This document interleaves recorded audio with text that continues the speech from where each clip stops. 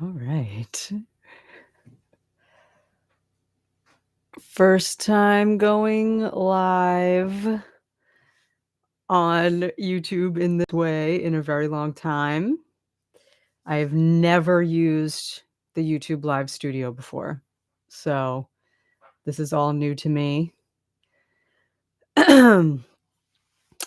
So I'm figuring this out as we go.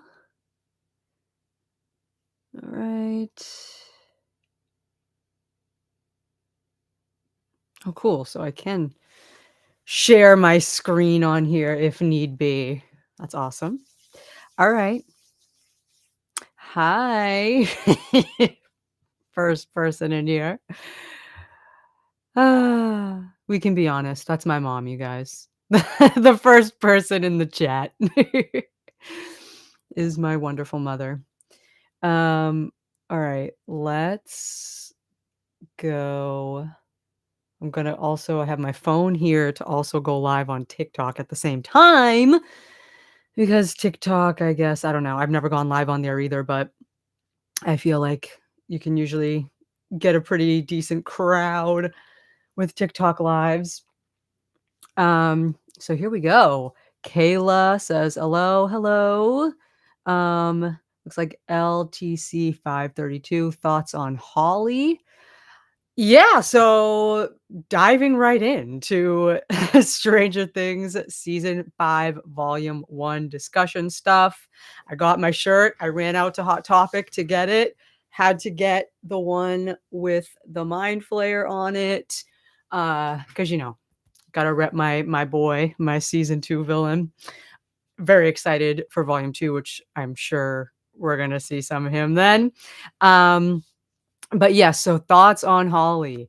I've seen a lot of mixed opinions on her for some reason online. A lot of people don't like that they're focusing on Holly a lot in the final season or whatever. And I originally kind of felt that way.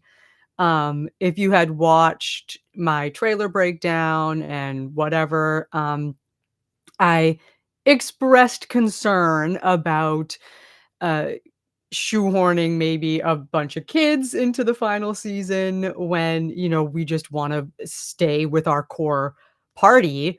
Like, it I don't it's this weird thing where it's like which I guess was the Duffers' thought process as well. Their thought process almost was the cousin Oliver syndrome idea, which is why I was worried. They were like, "Well, our kids are older now, so we gotta put newer kids in there." And sometimes that does not work. Like 9 times out of 10, it doesn't work when shows try that. But so far, I gotta say, I do not think it's been to the detriment of the show, um, at all, really. I definitely had my reservations about it. I was worried that the show could fall victim to Cousin Oliver syndrome. Um, but I think they're doing a good job so far. So I am not as cold on Holly as I've seen a couple people be online so far, or like certain circles are like just not crazy about her. I don't She's not doing anything wrong. She's not doing anything wrong in my opinion. Um and I mean it makes sense. You want to kind of utilize I'd rather them utilize characters that are already there instead of creating entirely new characters, which is why I was worried about Derek because he is an entirely new character and I was like, That's the only thing I get very much. I don't want screen time to be taken away from established characters, especially in the final season.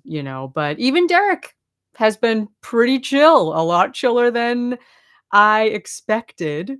And I'm not too bothered by him in the long run after all. So yeah, I've been sitting with it. I tried to rewatch before I sat down to do this. I was able to rewatch I stupidly rewatched the first 2 episodes and part of Turnbow Trap, and then I realized crap, I really should have watched Sorcerer first because that's pretty much the most dense episode, I think, of the 4. So, Sorcerer is really the only episode that I haven't rewatched decently, which I know kinda sucks getting on here, and not having rewatched, pretty much the most dense episode of volume 1, so, but, I have seen it, at least, so if there's anything that I am maybe misremembering, you guys can help me out with that, but yeah, obviously a huge episode for the show. Um, let's see. Fan of the Titanic podcast. Thank you. That's so cool. Um, I've watched them twice through, still processing, same. Same, well, not wa well, like I said, I watched the first 2 episodes through, twice, and then parts of 3 and 4, but definitely still processing. I've been watching a ton of reviews by other people. I've been perusing Reddit like crazy, perusing Twitter like crazy, reading everyone's thoughts. So, yeah. Um, let's see. Can I say something spoilery or is that later? Oh no, we can jump fully into spoilers for this. This is fine. This is my spoiler review and conversation discussion for sure. Let's see. Love your Mind Flayer shirt, by the way. Thank you. Me too. Me too. I'm very excited about this merch. There's a lot of other merch too, by the way, that has been like leaked, sort of like not officially released yet, that has a lot of Mind Flayer stuff on it that could be pretty spoilery for volume 2, and I'm excited about that. Um, let's see. Um, I can't be the only one who thinks this season is very Harry Potter coded. I think the only reason it wasn't mentioned by name is because it simply didn't exist at the time. True. Yep. And that's what's kind of interesting, right? Taking these when a show like Stranger Things that is so set in the 80s can take inspiration from more modern things that, came after it, and you can see the DNA and you can see the influence, but, sometimes it makes it difficult when you're trying to you're so locked in on the fact that they're referencing 80s stuff, but then there is clearly, like, Harry Potter influence there, so it's like, "Oh, interesting, but, like, it's the 80s, but wait, no, it's created in 2025 right now," or, like, so but yeah, for sure, and I think that that's definitely I know Noah has posted the Voldemort and Harry and Vecna and Will parallels on his story before.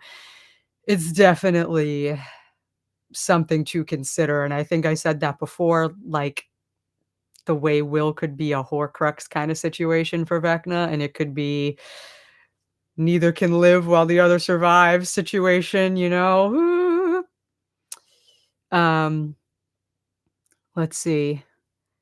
I said on Twitter that since they haven't given Steve another love interest and they won't kill him off, we have to deal with him being rude.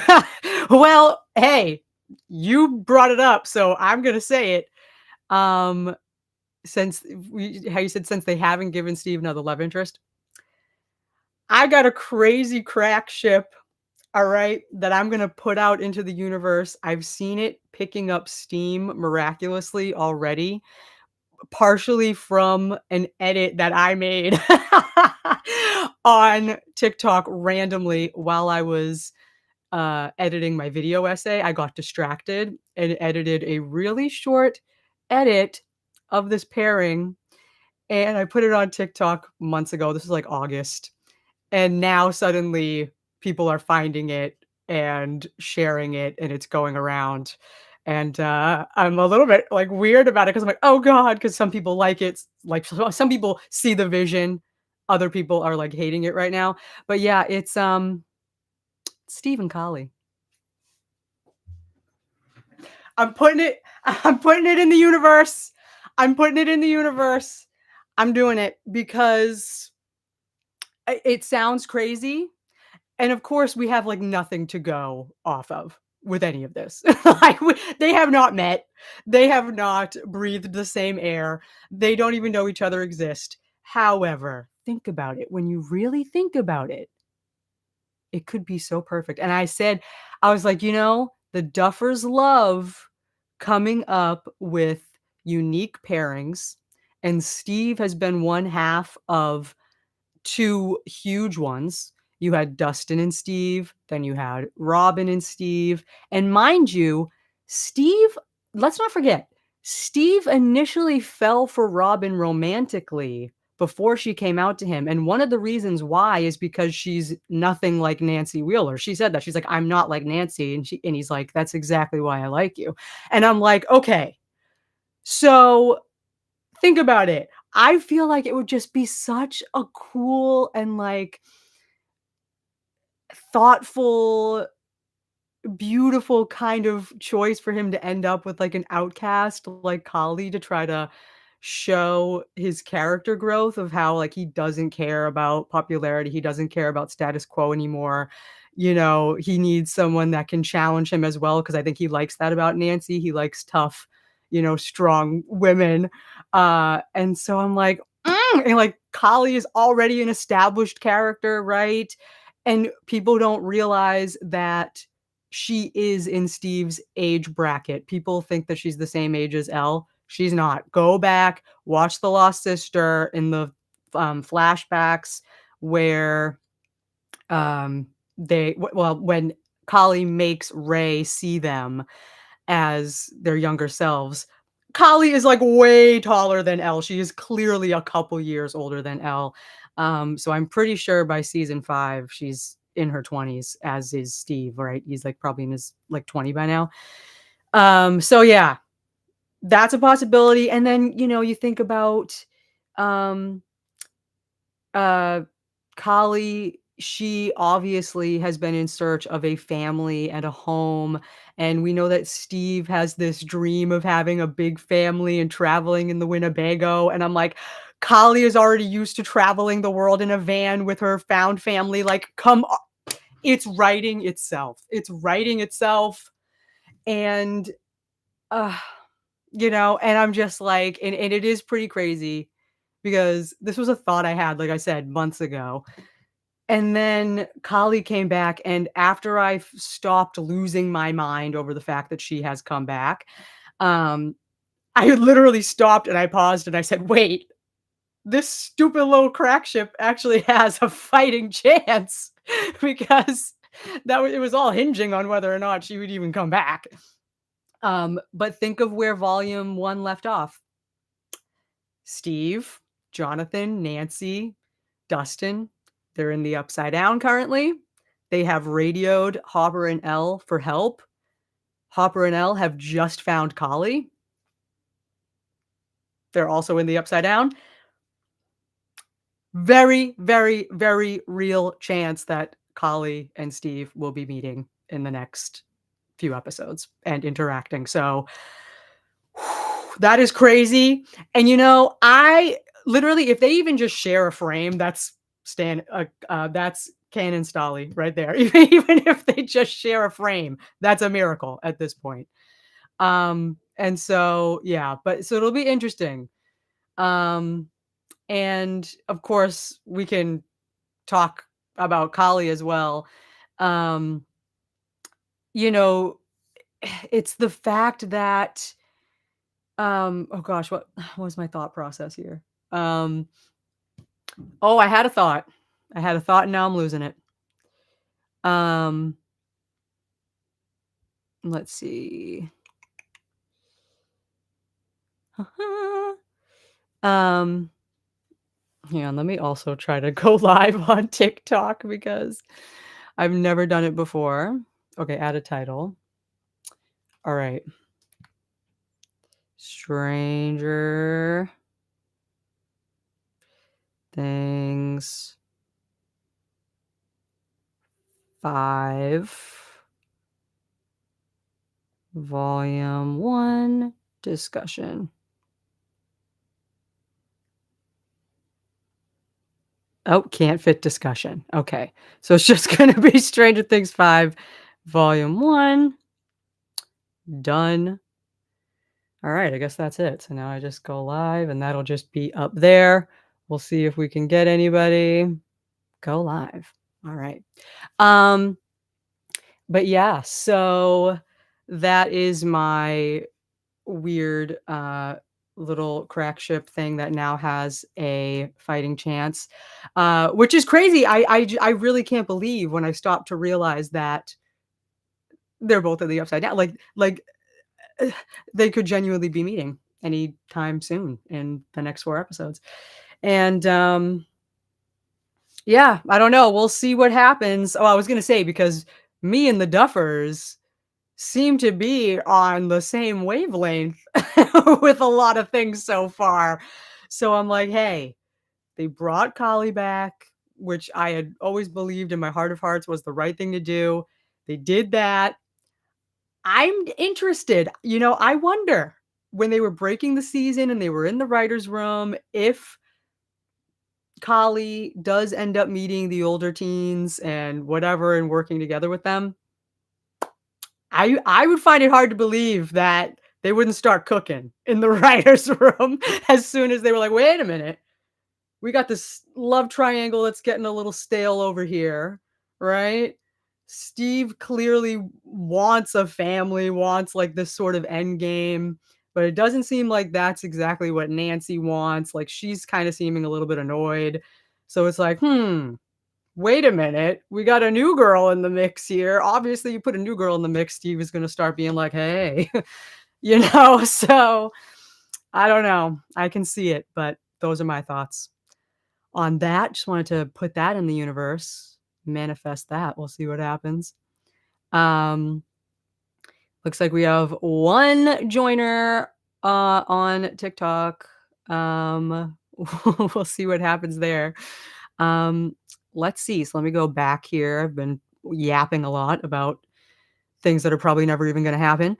Um, let's see. Someone said, Spider Bat fan.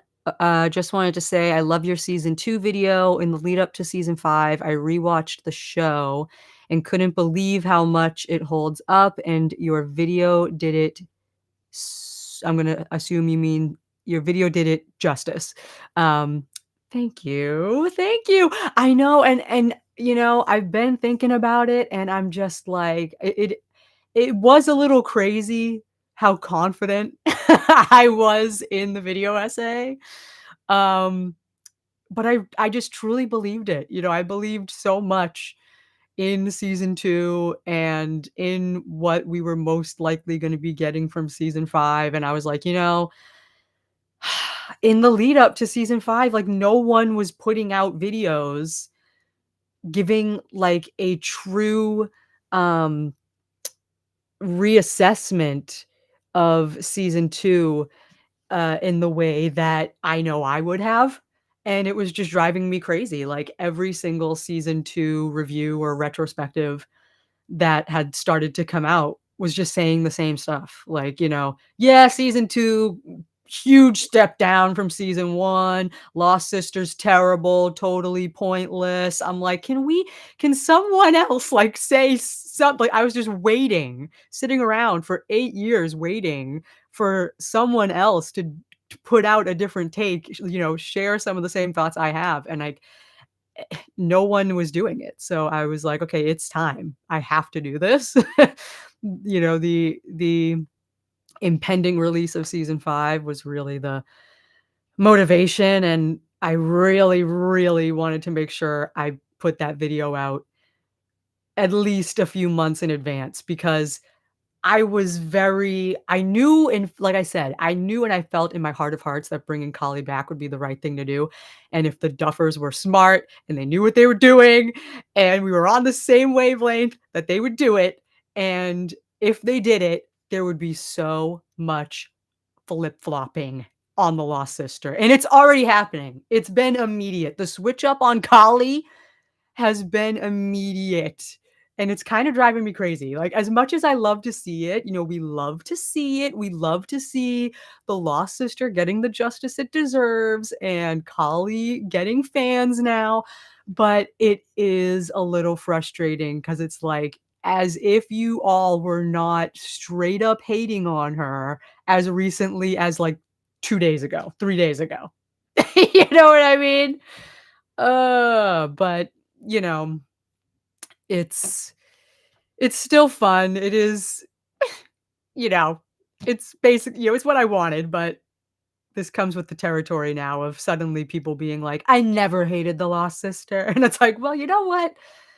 It's seeming a little weird because I was definitely part of the minority there."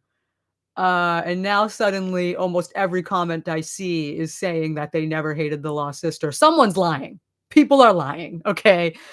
Uh, but I will never forget. We will never forget what the real world was like before season 5, okay? We will never forget. We will not let people forget. We can't rewrite history. Um, Excited to hear about the Mind Flayer merch. Yes, I know. Maybe we can go into that later. Some cool stuff. Let's see, it was 4 a.m. for me when I got to that door opening. I was trying to talk myself out of disappointment. I thought it might be Terry locked up because people desperately don't want Kali. Exactly. Exactly. That's why you see in my reaction, I was going back and forth so hard on, it's gotta be Kali, but wait, no, it isn't Kali, but wait, no, no, it isn't. No, but maybe it isn't. Because in my head, I was thinking like I had 8 years of lost sister haters in my head, arguing with me over and over about how she's a completely forgotten, discarded storyline. They're never bringing her back. The writers know how much she's hated. They're never gonna do it again. And I really started to think that after a while. Um, and so, like, it got to the point where I couldn't even picture it, you know what I mean? I knew she should come back.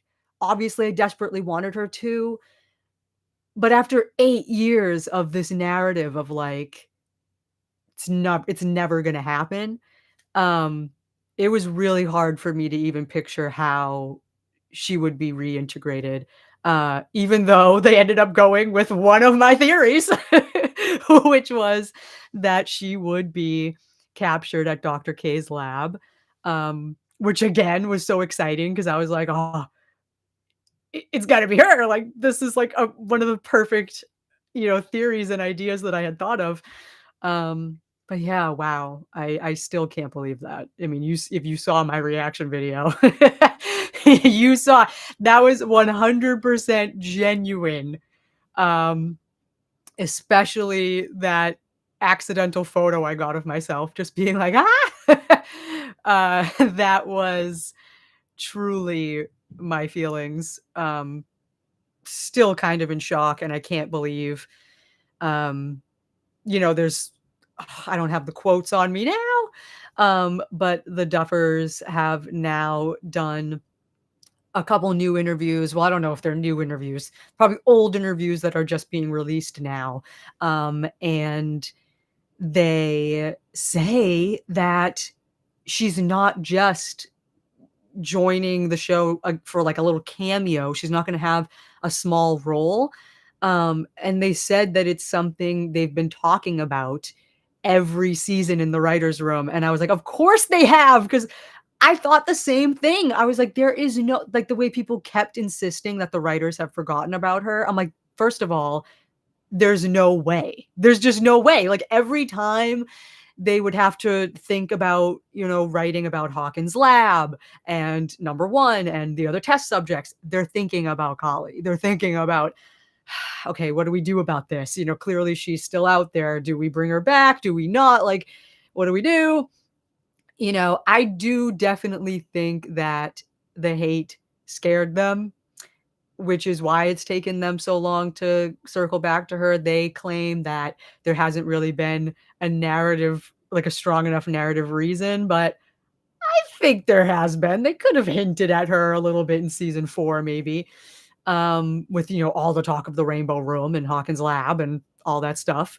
And even having Henry name drop name drop 8 in that one scene there.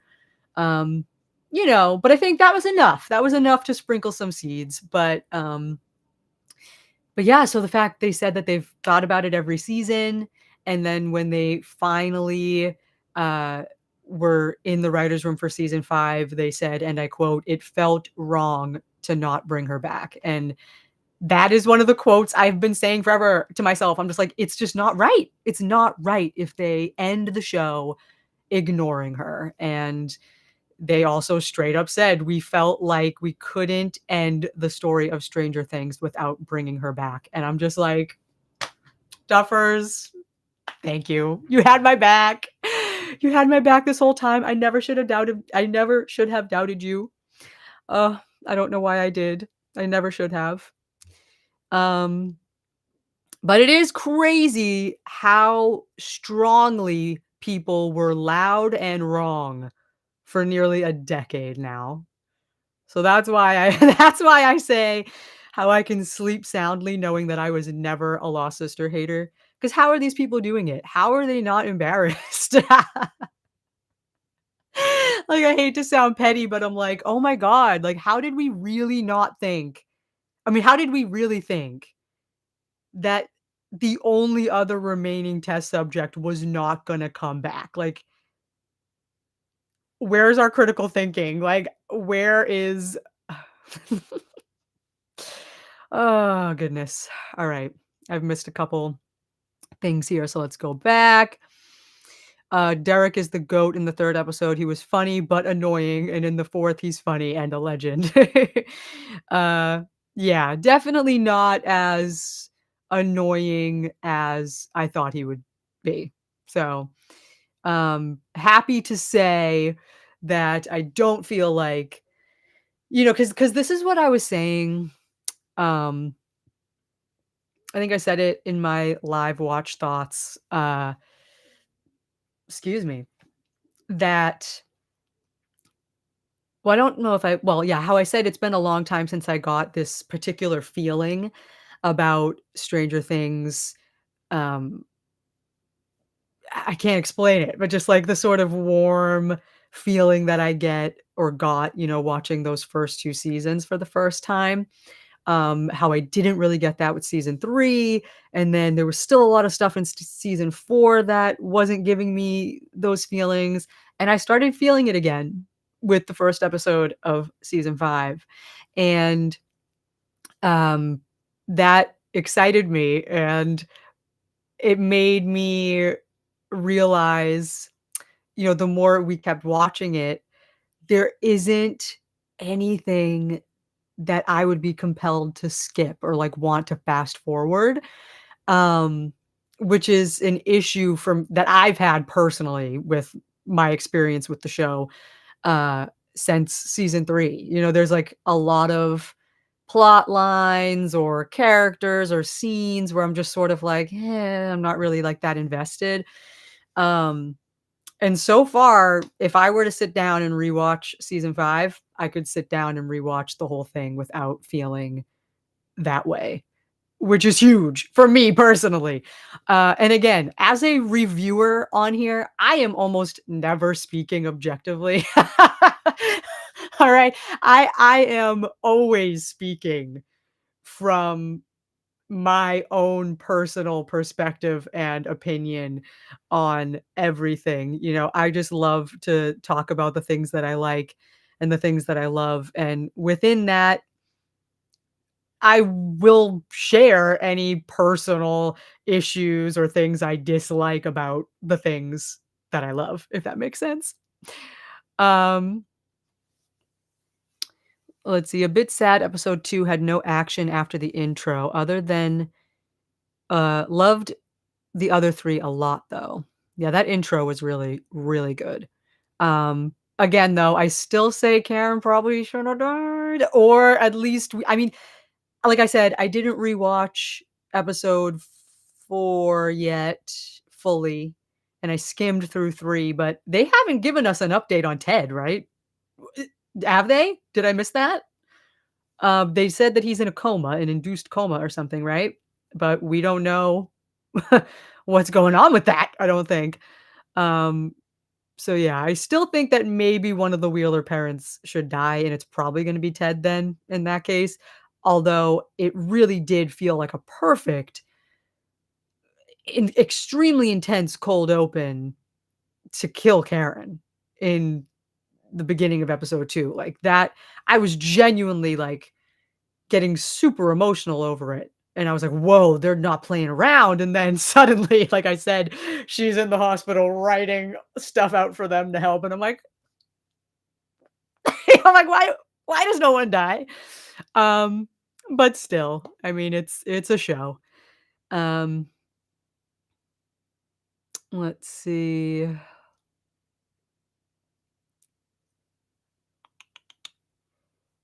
I know I'm going way back now to some other comments. I'm sorry, you guys. I'm just like yapping and not paying attention to the chat. I have not gone live.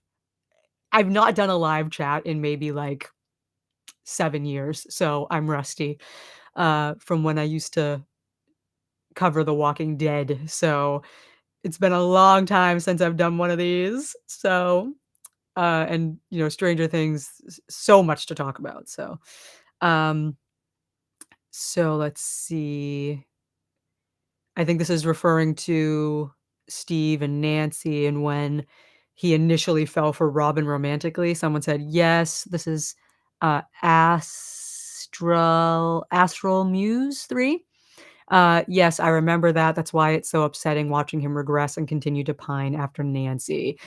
That's what I'm saying. Like, it does feel weird, and it feels like, um that's one of the things where I've said that it sort of feels like they don't really know what to do with Steve anymore in the sense that he kind of reached he honestly, in my opinion, which is why I still think season 2 Steve is peak Steve, he kind of reached his final form in season 2, kind of, and then, like, season 3 was, like, playing with his final form and just sort of, like, finessing it and making him just even more awesome on top of that, like, being so accepting of Robin and just fully, just playing with that fan favorite status that he gained, um, with season 2.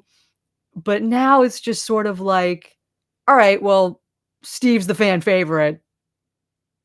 We can't get rid of him.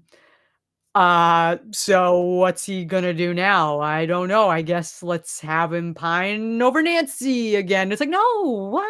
Because it's like, this was so part of the journey for him, right? Like, I feel like what was part of it was, like, like I say in my essay, that final shot of him in season 2 when he's looking at Nancy through the gym doors, but then he drives away. You know, to me, that was him saying like, "Yeah, okay, I lost the girl, but I have this awesome new friendship with Dustin, and I'm gonna find other things in my life to fulfill me. Like, I don't need to, have this relationship with Nancy." Um, and that opens him up to other possibilities like that friendship with Robin. His friendship with Dustin really changed so much for him. I say without Dustin's influence, Steve and Robin would not have become friends, I don't think, and he wouldn't have been open to falling for her romantically, even, making that um choice to even try to pursue her there in the bathroom, telling her all that stuff like, "Actually, there's this girl that's been right in front of me this whole time, and she's so awesome," and like, blah, blah, blah. Like, I don't think any of that would have happened without Dustin. So, again, that's just more season 2 importance, but yeah, like, again, so that's why I say, Kali, that's it's a good idea, it's a good idea. It's a good idea because I think it just tracks with him, you know, becoming open to dating people that, or, be befriending or dating people that you wouldn't normally expect for him, you know? And, that I think would pair well with his character development because the pivoting back to Nancy is confusing me. I don't it does to me, it does just it makes him feel very stagnant, um, even more so than he already was, like I said, because it's like, "Oh, we can't kill him, so we're just gonna keep him around." So it's just like, "Okay, let's give him something else, like, let's give him let's come up with maybe another cool, unique pairing for him, in the as a last minute final delight." Just something. Um, let's see. I'd really like to see Jonathan take out his camera again, right? So many aspects of characters that have maybe gotten, forgotten and lost in the shuffle. I'm worried about him proposing, though. I don't see Nancy liking that. I hope she doesn't break up with him over it. Yeah, that's another thing. Someone on TikTok said, "Excuse me, I like your vibe. Thank you, Taylor." And I don't know if I got any other comments in here. It doesn't look like it. Um, let's see. Schmitty15 has liked the live. Thank you. Um, anyway, yeah, I have seen a lot of people say, you know, Jonathan having the engagement ring is like, what's it called? The biggest red flag of he's probably gonna die or something. Because it's like every time you give someone a goal that they really wanna achieve or something, usually they're gonna snatch that away from them.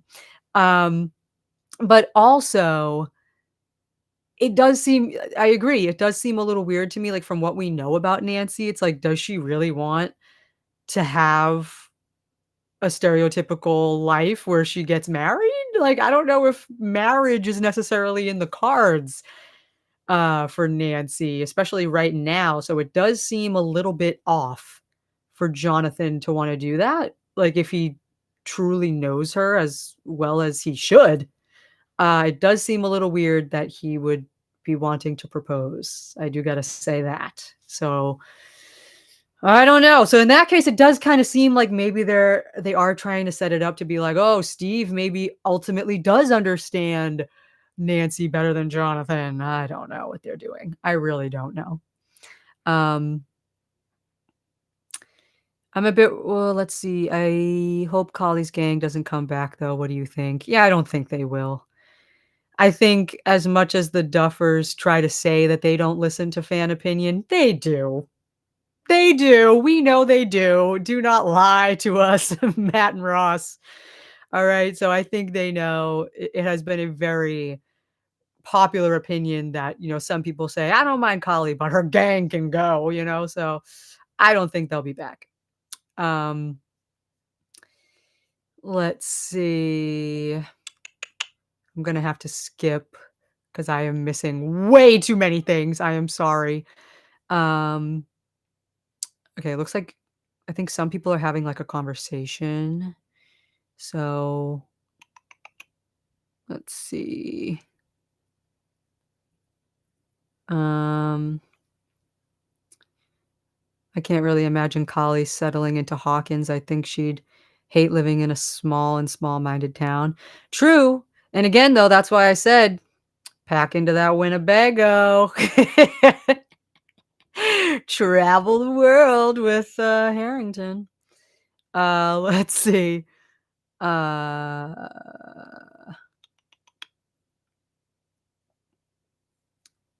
yeah, I see conversations about Dustin, uh, how he's changed this season, which I'm fine with. I've seen a lot of people, um, don't really like, this whole concept of, edgier Dustin, more emo, dark, serious Dustin, but I'm like, I mean, it makes sense, his friend died in his arms, last season. And even though I still think that maybe Steve Grief could have been more effective than Eddie Grief, um, obviously I am still happy to have Steve around. Um, but they are, taking this interesting turn with them this season and putting that friction in there. And Steve is really, short with Dustin. They're short with each other. So, but yeah, I mean, I'm all for it. And, because it is a change in their dynamic. So, you know, it would get stale. Like, if they were just always happy-go-lucky besties 24/7, this makes it a little bit more realistic. And I'm sure it will turn around um, in volume 2. Um,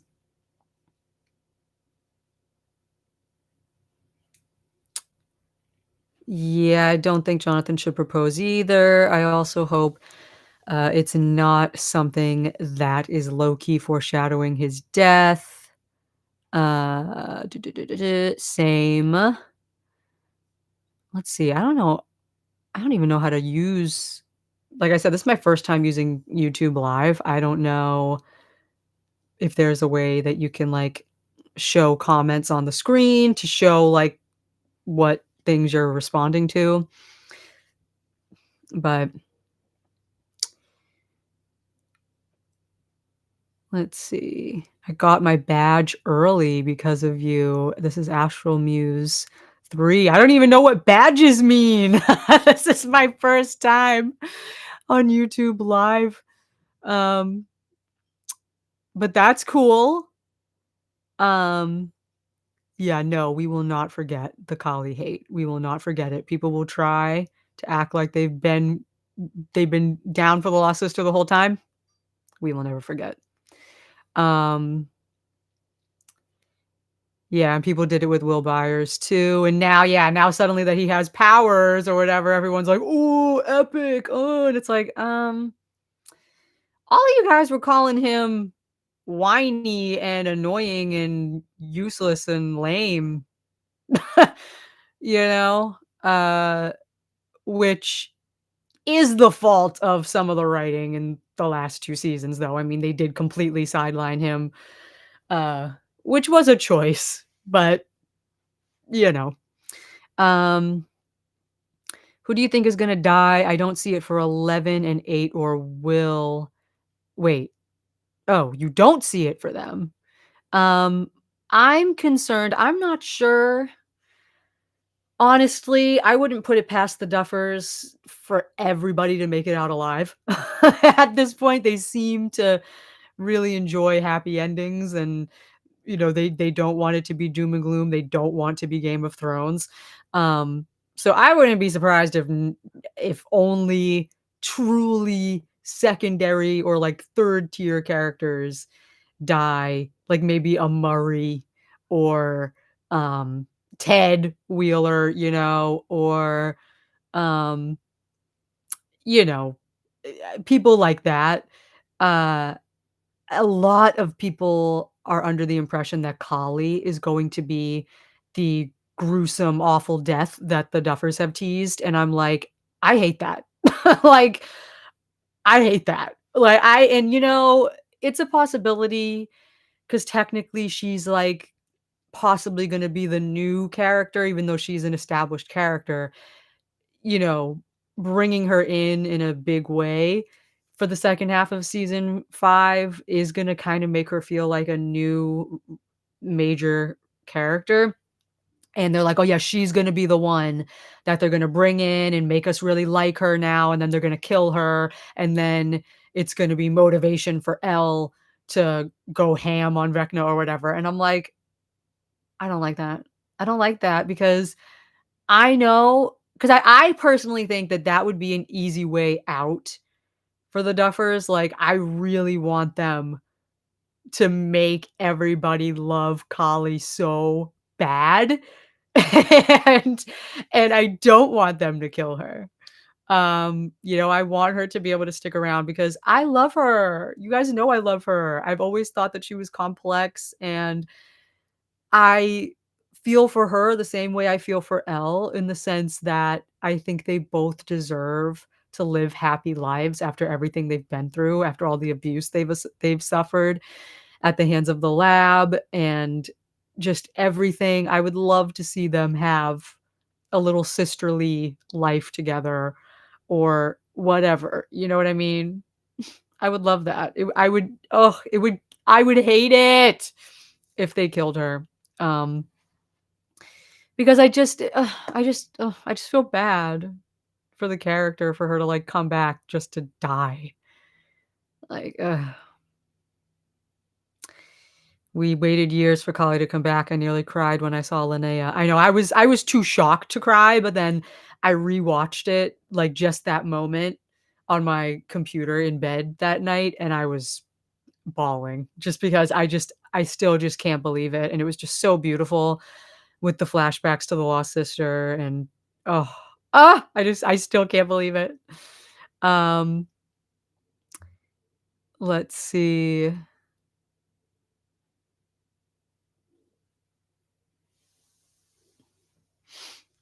Let's see.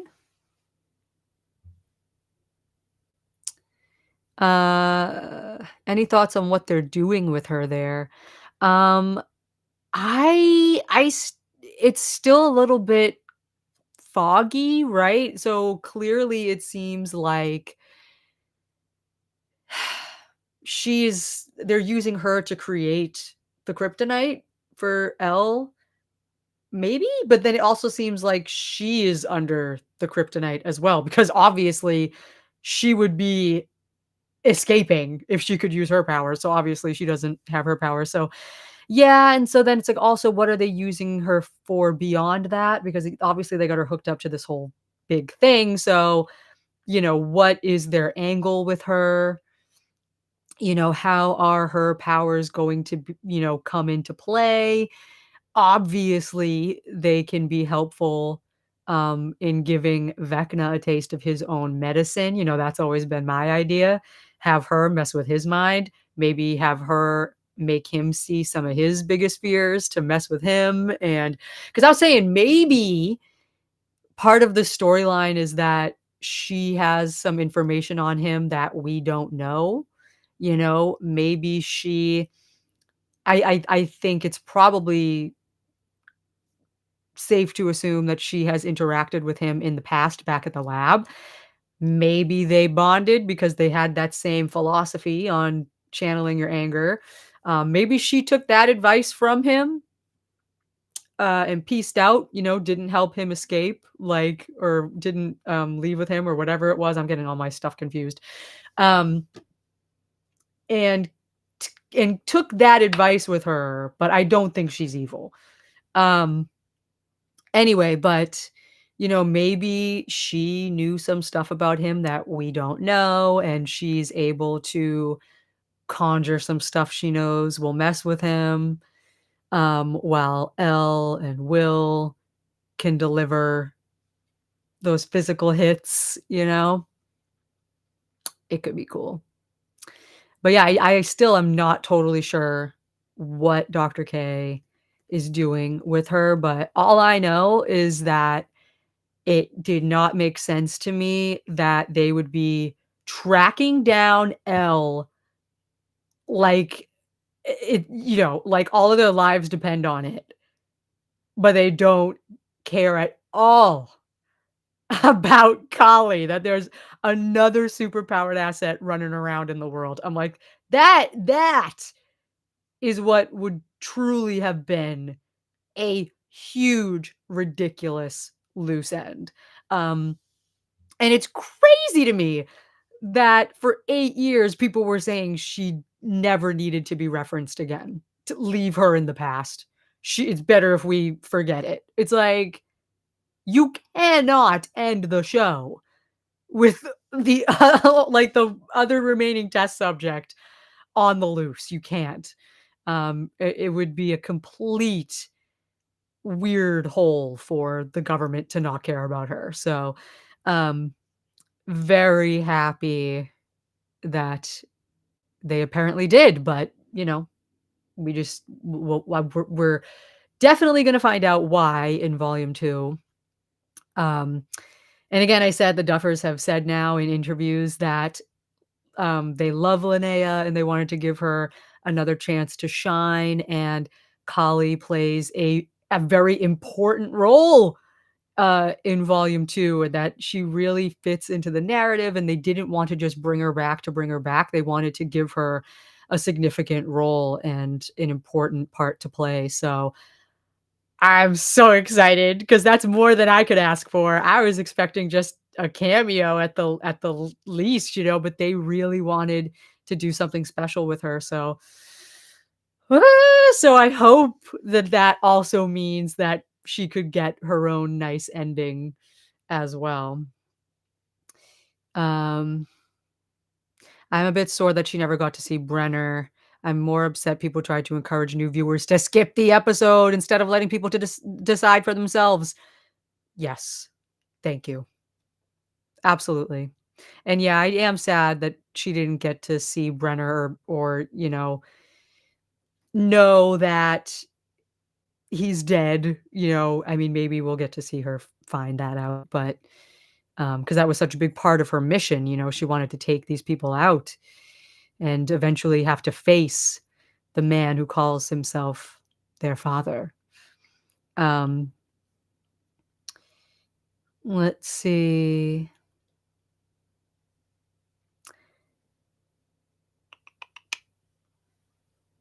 Oh, my cat, Evie. This is Evie. Hello. You say hi, everybody. Evie, look at the camera. Yes, her beautiful blue eyes. Evie the Siamese. All right. Um. Okay, Evie, I love you, but it's not the time. Kali definitely has a part to play because her name means destroyer of worlds, and Vecna said something along the lines of some minds simply belong in this world. She's definitely playing a big part. Oh, for sure. And I cannot wait. Um, all right. It doesn't look like I'm getting any comments really on TikTok, so I'm probably gonna end it. Um, we're doing a successful chat on YouTube, I think. So let me get out of here. Keep my focus on YouTube.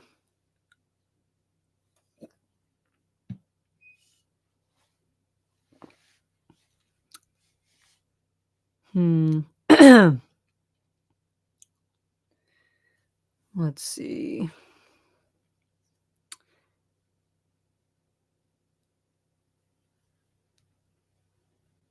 All right, sorry guys, I'm catching up here. Um, they thought Vecna was dead. Oh, the whole 11 plus 8 plus 1 equals the critical hit theory. It's seeming like that theory is probably going to be true, which is pretty awesome. And it's cool that Will is the one now because I think there was a period of time when people were uh, thinking that one, like Henry himself, would be the one, literally, and he would turn on the Mind Flayer if the Mind Flayer ends up being the real big bad, and it would take them, like, Will I know it would take Elle, Kali, and Henry to defeat the Mind Flayer, but I hope that's no. I think it's clear that Will is now the one in that equation, theory, um, because I personally do not want a redemption arc for Vecna and Henry, even though I feel like one is probably coming. Ev but probably just a small one. It's probably, like, not like a legit one, but I think they're definitely gonna try to do a little something something. with that. And I don't know how I feel about it, but I do still think that in volume 2, they will reveal that the Mind Flayer is the big bad because like we said, there's Mind Flayer stuff on the merch and we haven't gotten them yet. We've gotten to this point now in episode 4 where I think Will has kind of he's he's officially unlocked his potential to start the fight. Um, so I think they're gonna work towards taking out Vecna maybe, and then they take him out and they think they won, but then they realize or we realize, wait, the Mind Flayer was actually controlling Vecna more than Vecna realized, because I do think that he's been willingly possessed this whole time, but started to think that he was the top dog. And I think that's going to be part of the reveal. And then that's just going to put even more season 2 importance on the table. Um, and then they're going to have to find a way to take out the Mind Flayer, which I don't know. But that's why I love the Mind Flayer so much, because it's like, how do you stop that? Like, how do you stop this entity? Like, you know what I mean? I think that's so it hurts my brain trying to think about it. You know what I mean? I feel like that's very interesting when you think of when they sat down in the writers' room, like, okay, how do we kill this just weird sentient being? Like, you know what I mean? So I'm interested in that. I like that. I like the Mind Flayer more than Vecna as a villain. I know that's my season 2 bias as well, but I don't know. I just do. Um, I agree. I felt instant season 1 and 2 vibes the first few minutes, and it was consistent. It's like the writers had their fun and now they're returning to their roots. Yep, agreed. And again, as I was rewatching it, I had the feeling again, and I was like, man, yeah. Oh, what? Someone is ringing my doorbell, and I don't know why. I'm assuming it's probably a delivery or something. I'm not answering that door. I'm not answering the door. Um, let's see. Oh, they are not ugh. I'm gonna have to see who this is, guys. I'm sorry.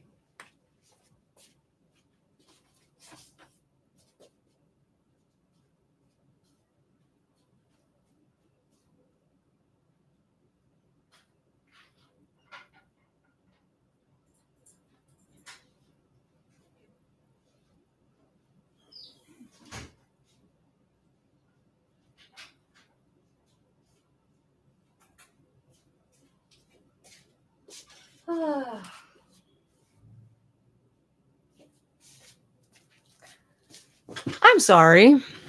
It was Amazon. I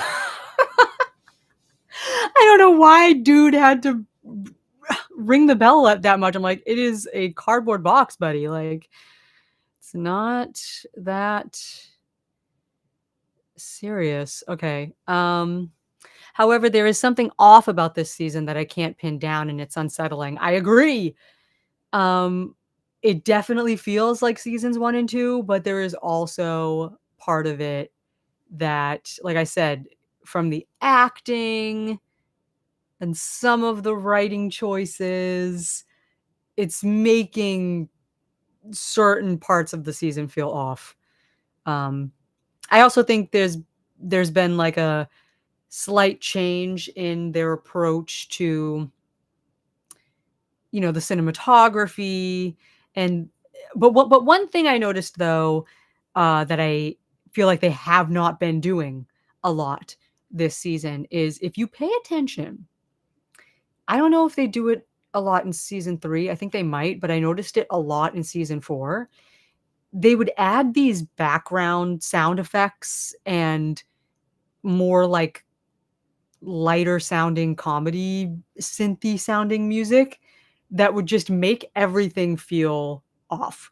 And they would add this whoosh sound effect, which they're still doing a little bit, but it was, like, really bad in season 4. Like, anytime the camera would pan, you hear "Zhoosh, zhoosh," and it's just, like it just gives a very, um, cartoony like, it sort of, like, just elevates these moments, and I'm thinking of, even just in episode 1 of season 4 when uh, Nancy barges into Mike's room telling him, they're gonna be late. It's zoom to Nancy at the door and then zoom back to Mike and then zoom to her at the door again and then zoom back to Mike. And it's just like, why are we doing the zooms so much? Like it's a small thing, but it immediately it's noticeably there, and it makes a difference. And they're doing it I heard it in season 5, but it's a little less obvious. They're doing it for, like, atmosphere moments more so. Um, but yeah. Yeah, no update on Ted, yeah, which is crazy. We're gonna be 5 episodes in, and he could be dead or alive, we don't even know. Um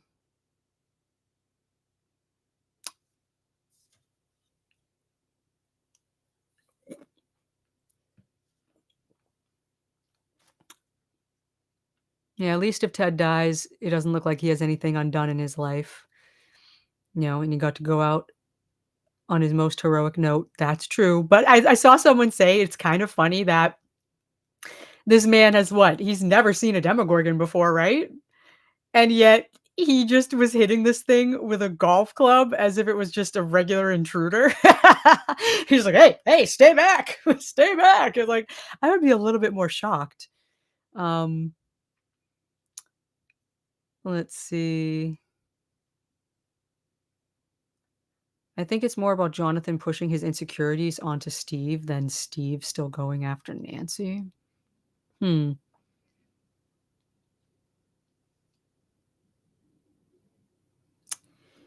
It really feels like Eddie existed to save Steve from his natural death. That's what I'm saying. It does kind of feel like that. I know we all love Steve, but it is kind of feeling like they're not quite sure what to do. I can't stand love triangles. Don't need another one. Yeah. Um, let's see. I will try to zoom through these. Um, oh my gosh, there's so many.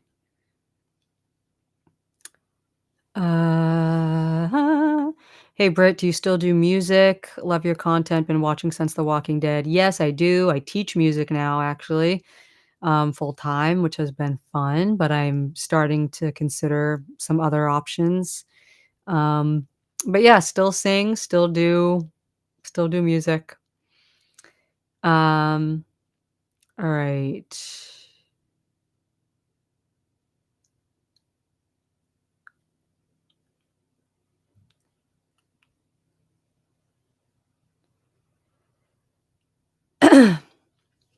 Yeah, Will and Mike are already redeemed from the season 4 failure, hoping Jonathan will get his moment too. Yeah.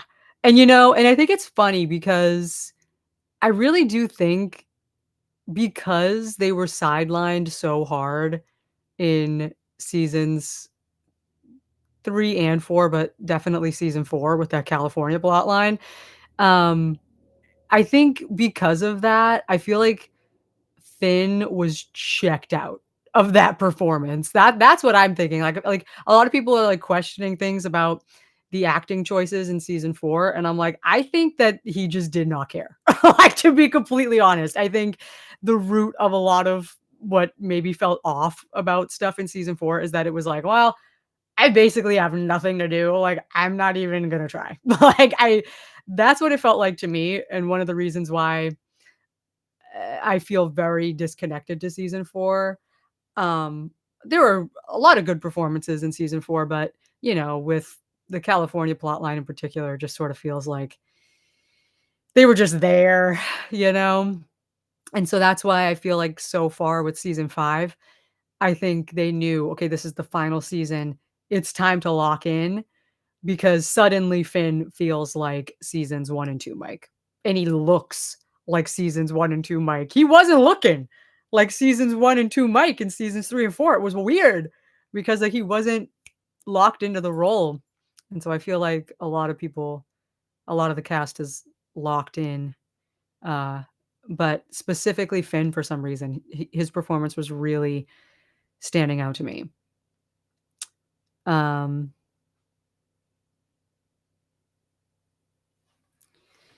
let's see.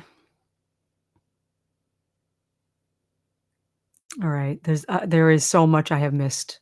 You guys, I'm sorry. I need to stop yapping. Oh my gosh, but I know that's what this is for, but it's like I yap for like 20 minutes on one message and then there's all these new ones and then I have to keep catching up.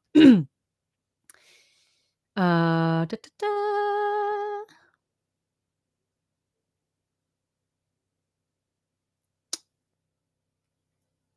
All right. Let's see.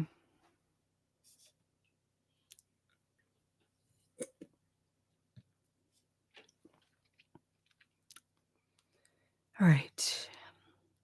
I understand the sidelining, the cast is very big, but that's but that's one of my issues I have with it, um, is the addition of new characters to the detriment of original characters. You know what I mean? It's like we wouldn't have, um, this sidelining problem or would even need to understand the idea of the sidelining if we weren't so insistent on including new characters. It really does sometimes just make me feel like, could we not think of any solid storylines to give to give the original characters? We have to put a new character in and give them screen time, let's see.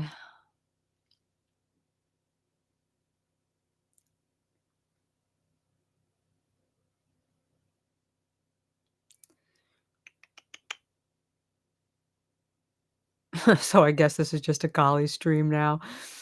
Ah. Hey, I mean, it's a pretty big deal. I mean, her reveal definitely got overshadowed by immediately following that up with Will getting his, hive mind Vecna powers. Um, but that was a huge deal. I mean, bringing back a character from the most notorious episode of the show after 8 years, I mean, that's a huge deal.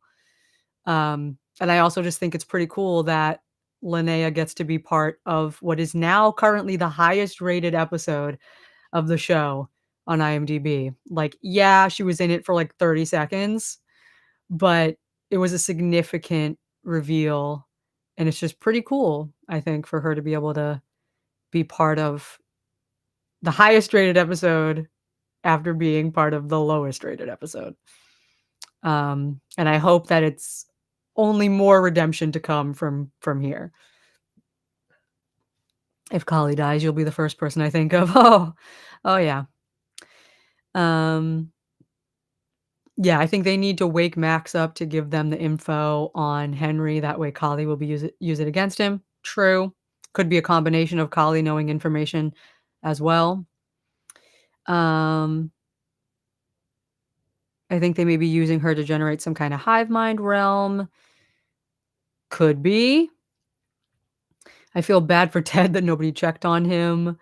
Also agree that one of them should have died. Weird if everyone survived volume 1 after making me cry multiple times. Exactly!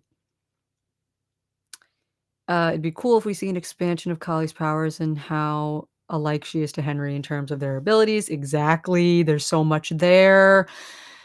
Um, people seem to think Will has Elle's telekinetic powers. I don't think he does at all. His power is control of the Demogorgons and the Upside Down. Yeah, I mean, I think they made it pretty clear. He says, that he can, tap into the hive mind, and there was all that dialogue of them comparing him to Vecna because of that connection. So, like, I think I said that in my reaction that I'm pretty sure that's what he's doing. He's realizing that through this vision sense that he has, it was pretty cool, you know what I mean? He was able to see through the Demogorgons, see what friends were in danger, and he's able to have this sort of control, but we also know that it's proximity based, right? So, when he went to California, he was feeling nothing, you know what I mean? But as soon as he got back to Hawkins, he had the feeling again. Um, so his powers are definitely proximity based for sure. So when he's right on top of the Demogorgons and whatever, he's super powerful and he can control them if he taps into it. But if he's not, that can be a problem.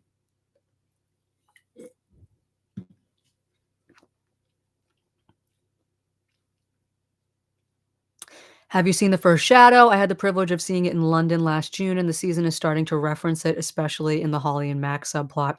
I haven't, but um, I've been getting a lot of comments about it, so I've looked into it more because I didn't even bother looking into it at first because I was like, "Well, I'm never gonna see it. Like, there's no way I'm ever getting to the West End, and then there was no way I'm getting to Broadway or whatever to see it." So I just never really bothered to look into it, but then people started to comment to me about it saying like, "Well, you might be onto something there with the concept of the mind flayer being the big bad and everything."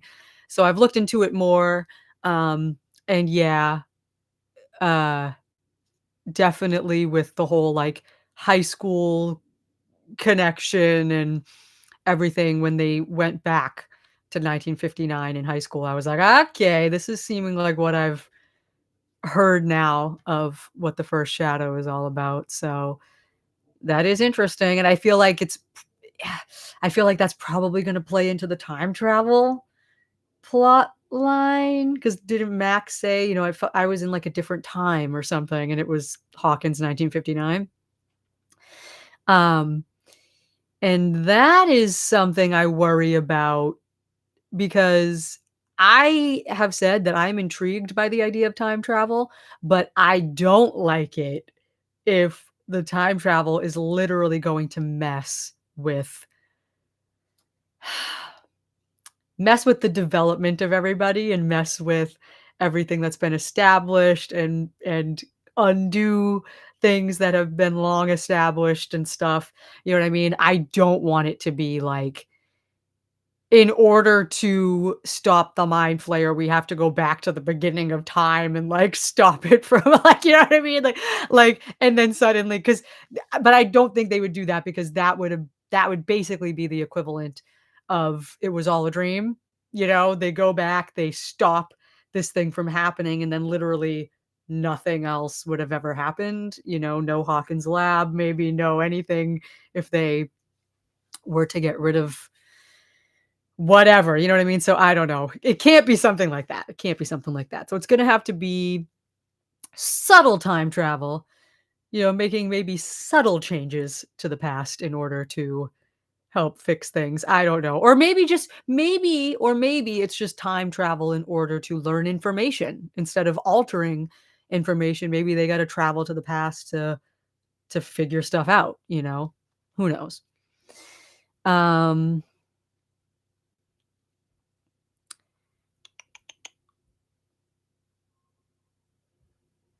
let's see.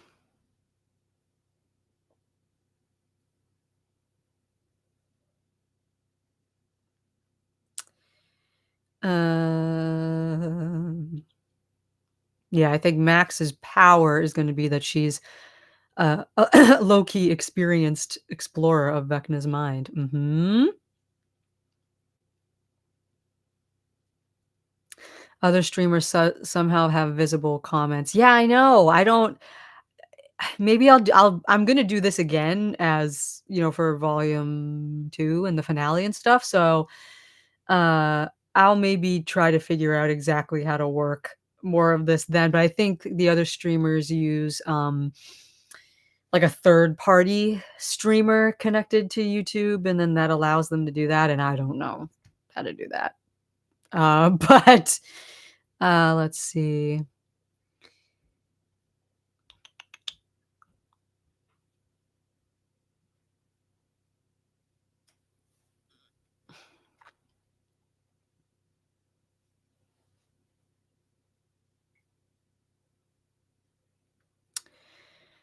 Alright, let's see. I do want Henry and Vecna to somehow be separated and Henry to be redeemed and Vecna destroyed. Henry was infected by the Mind Flayer.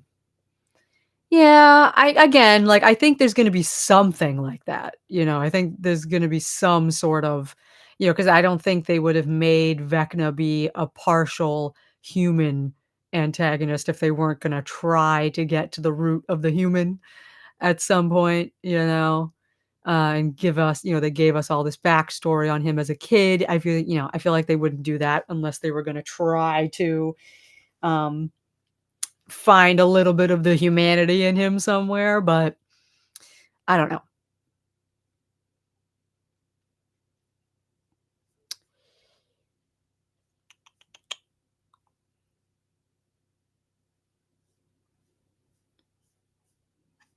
All right, let me try to zoom through some more of these so I can get caught up.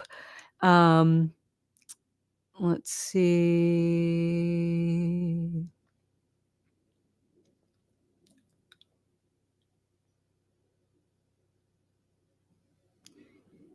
Brit didn't like the 3rd episode. Yeah, in my reaction as well, that was my raw reaction to Turnbow Trap. Something about it, I don't know, it just didn't totally come together, and even trying to rewatch it, like I said, I didn't really have enough time and I ended up sort of skimming through it. I was like, "Yeah, it all just kinda leads up to the house trap sequence, which is fine." But, um, let's see. People on social media were critiquing the acting, especially from Noah, which I didn't think was that bad at all. I I kind of felt it. I don't know.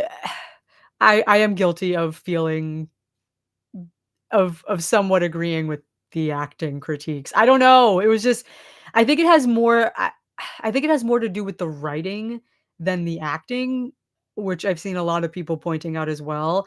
Something about the writing is it does it does feel a little bit subpar to the way they used to write dialogue. I don't know. Something about it. It just doesn't it feels more I think the thing is it's been a lot more exposition heavy, so a lot of the cast are sort of just they're just sort of saying things, and they have to say it, and then they have to explain it, and then they have to sort of have emotion while they explain this thing, but it's hard to have emotion about something that doesn't really have emotion in the line because you're really just explaining something, so it kinda comes across like you're just reading a script, like, you know what I mean? I think that is part of the problem, or at least that's what I'm getting from watching it, maybe. Uh, just yeah, but, I'm very relieved they toned down the extreme comedy this season. Yes, and it's funny because when the humorous moments when the humorous moments were super overt, it made me not laugh because it was just so obvious that they're like, "This is funny, ha ha ha, laugh, laugh." It's like, that just makes me mad because 'cause I'm like, "Okay, you're trying so hard with the comedy right now." Whereas there were a couple lines in this season that I was genuinely laughing at because they were just kind of interwoven into the dialogue, and I was like, since they weren't trying to shove comedy down our throats, I found it funny because it was more naturally funny, like, I was thinking of, um, what was the line? When they were talking about how they were gonna try to save Derek and save the kids, and they were like, aren't we, like, kidnapping?" And then, like, Joyce is like, "No, we're saving a kid via kidnapping," or something like that was funny. And they're like, "Is that legal?" "Yeah, yes, it's safe. Yes, I think." Uh, um, yeah, it says, "There were moments where I felt like I was seeing Noah Schnapp, not Will Byers." Yeah, I see that. And same for, like, Millie sometimes as well. Um, yeah. And then for other cast members, a little bit of Caleb, it feels like they're well aware that they're on Stranger Things. You know what I mean? Like, does that make sense? And they're kinda like they're trying to tap back into their characters, but they're, like, super aware of their characters, and they're super aware of, like, that they're on this huge show, so it's becoming like I'm thinking of the the bullying scene in episode 1, uh, when, Dustin's getting beat up, and then it cuts to Lucas just walking down the hall, and I was like, "What?" I was like, "What are we doing?" And the dialogue there too, like Mike appearing out of nowhere, "I say kick away." I was like, "Alright, this is, like, what's going on?" Um, but yeah. Uh, let's see. That one scene with Mike and Holly feeling more like siblings than he and Nancy do. Yeah, the lack of, interaction between, uh, Mike and Nancy over the seasons has left a lot to be desired, so it seems like they're trying to make up for that a little bit now in season 5. But that was a great scene with Mike and Holly, the heroic scene and everything, and that was one of those moments where I was like, "That is seasons 1 and 2 Mike again right there." I think his haircut is helping as well this season. Um, do you think the Russians are done? Because if they leave that plot line, it would be even more offensive than Kali after making us lose all that time with that. That is true. Um, and honestly, it does kind of feel like the Russians are done, doesn't it? And if that's the case, though, that'll be interesting, right? Because everybody tried to say that season 2 is the worst because the lost sister then became irrelevant. And so it's like, okay, now if the final season has nothing to do with the Russians, are people gonna turn around and start to call seasons 3 and 4 irrelevant, and call Hopper's plot in season 4 irrelevant, and start to call seasons 3 and 4 bad because of that? Or are they not? Or is it just gonna be or would it have just have been this weird negative evil bias against the lost sister that causes that thought process, you know? It's kinda weird, but it'll be interesting to see.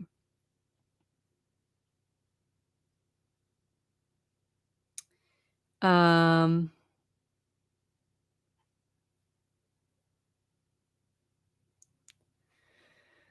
let's see.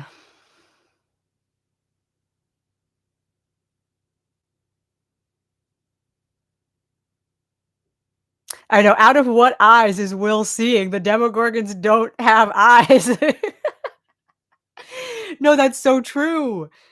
I always wondered that, even back, like in season 2 when, Dart is, like, talking to Dustin basically and, like, looking at him and stuff, and then turns back to look at him and before, like, eating the Three Musketeers, it's like, "Where are his eyes?" It's like, how are you looking? Like, how are you seeing? That is something that I always thought about with the Demogorgons. I was like, they just must have a really amazing sense of smell or something, that's how they're able to see, I don't know, but yeah, now, like, creating this sort of vision thing is a little bit it is a little bit like, "Where are the eyes at? Where are the eyes?" Um, let's see. I think I'm almost caught up here. Um,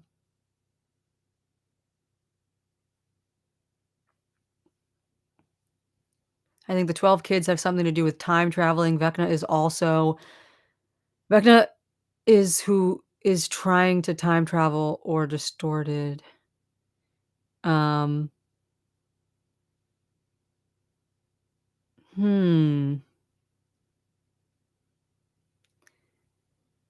Yeah, and also that whole painting that Will did on the barn, definitely mind flare shaped, by the way, and there's, some of the leaked merch that supports this. I don't know if that's a spoiler, but there was some merch that has that drawing or painting that Will did, and it has the mind flare in the shape. Like, they layered the mind flare over that drawing. Um, so definitely something to do with the mind flare.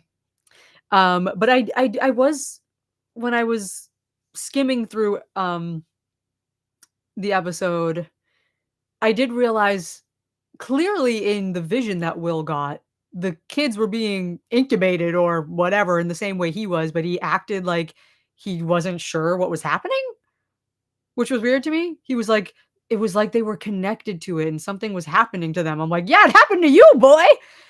Like, why don't we remember this? This is weird. Unless that's, like, a repressed memory that he doesn't remember. Like, I don't know.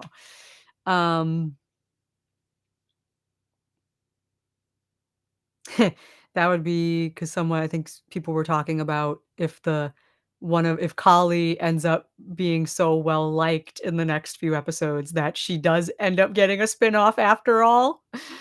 Oh gosh, it says, yeah, that would be pretty awesome if they were able to make Kali so popular now that there's a viable adult spinoff. That would be some serious flexing. Yes, it would, and I'd be eating that up. I can see a Mind Flayer Emperor with Vecna 1 Vader in terms of redemption. Yeah, it's seeming like it might go that way, but there's so many ways. Like, my theories, for as far as how the season and series it will end, I do not know. I really don't. I gotta tell you, I've thought about it, even with the whole Vecna and Mind Flayer thing, I do not know. It is a mystery to me. Um, hopefully the more we go on, the maybe a better idea I'll get, but it is really hard for me to even begin to think of how they're gonna take out the villains, wrap everything up, and what the final shot of this whole show is gonna be. Because the Duffers have said that they've known what the final shot is gonna be for a couple years now, and that ending has been their North Star for all of the writing, and I can't think of it. I can't picture it. The one thing I can think of is, like, everybody just hanging out in Mike's basement again, like, not even necessarily playing D&D, but just, like, hanging out or something, and it's like an all was well Harry Potter kinda moment, and they just do the slow zoom out of everybody in the basement, similar to the slow zoom out of, um, Joyce, Jonathan, and Will at the end of season 1 on Christmas, just zooming out through their window. I love that final shot. It always makes me emotional. It's just so good. Um, and there was because it was layered with um, some of the dangling plot threads, it makes that shot a lot more eerie, but also emotional. 'Cause it does give a very, like, all was well feeling, but also, no, it's not. But for this one to maybe truly be an all was well, and they're just, like, the slow zoom out, oh, I would like that. That's nice. I like that. But that's the only thing I can think of. I have no idea what else. Um,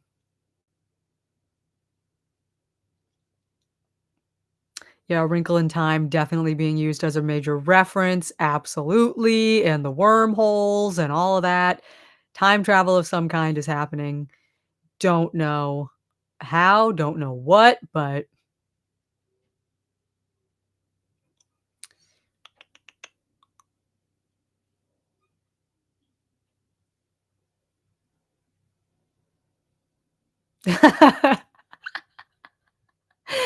what is this? I can't. Uh, Saf oh my gosh, I don't wanna butcher these usernames. Um, S Safi Musgrove 2672 said, "Speaking of backing off from the comedy this season, we don't have too much of Murray's comedic bits, which is a relief." Comic relief, but, it is a relief. We're relieved from the comedy.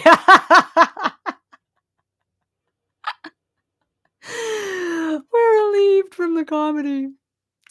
Um, but yeah, I don't hate Murray either, like, I liked him in season 2, but they just did too much with him at some points where I'm like, "Alright, let's tone it down."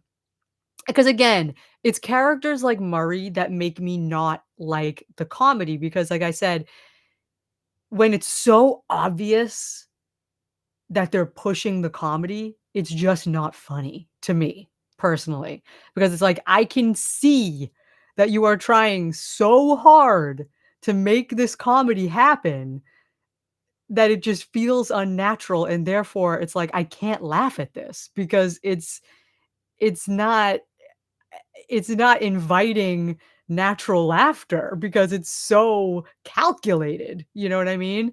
And you get a lot of that from some of the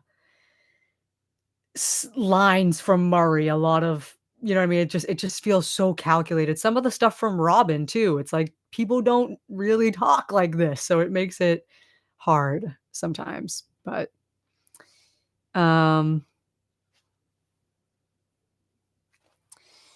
all right.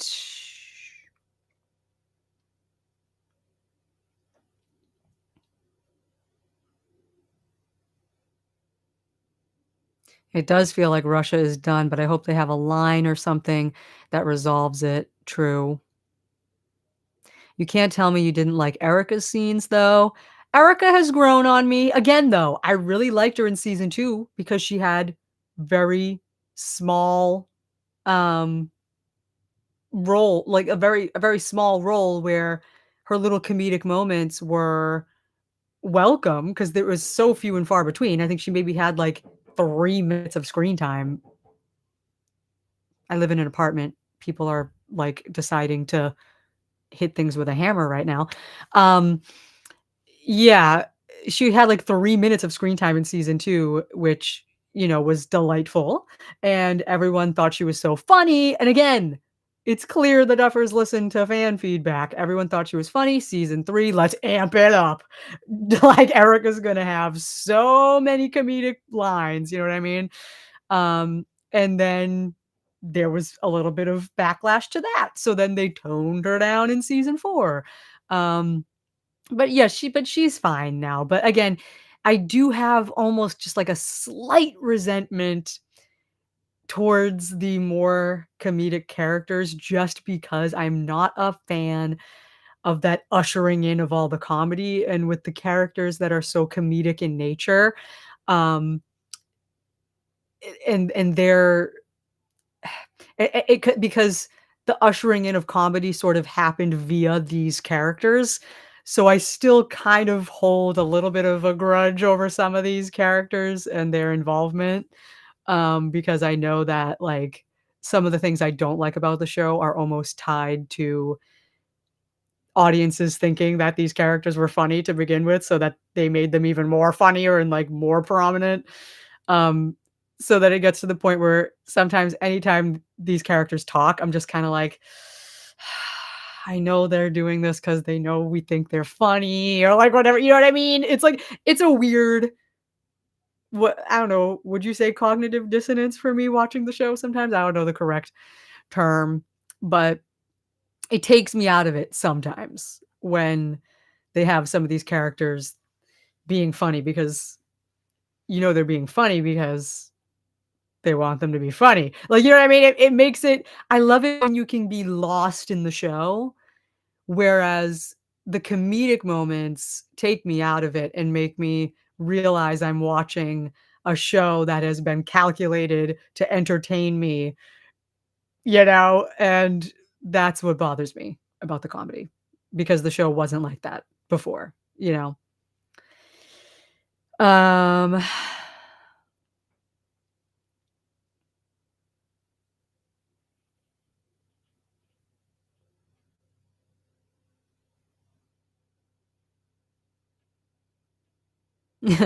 don't apologize for yapping, some of us had to stay quiet for years, go for it.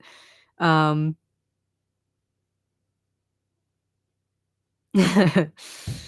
let's see.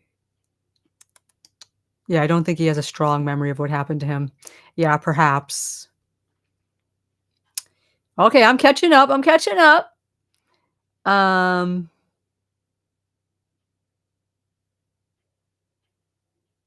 haha. Have you seen comments elsewhere about this season being too slow, etc.?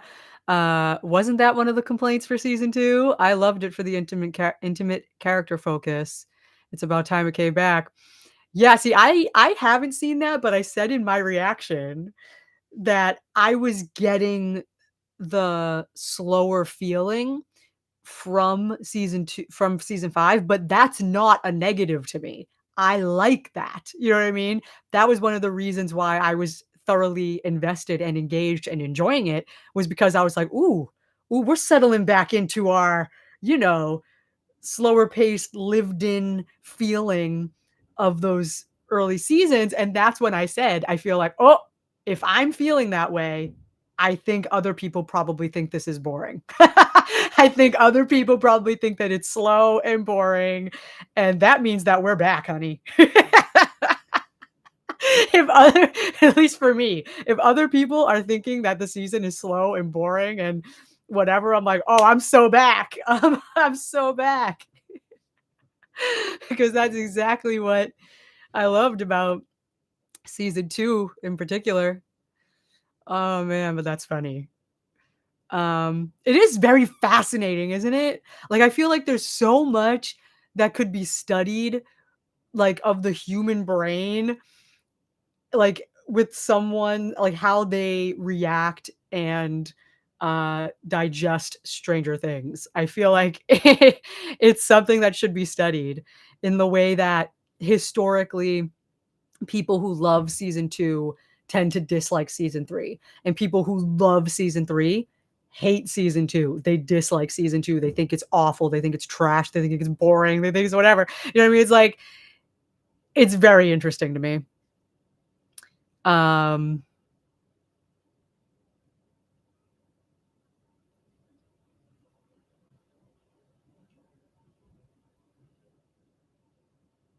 let's see.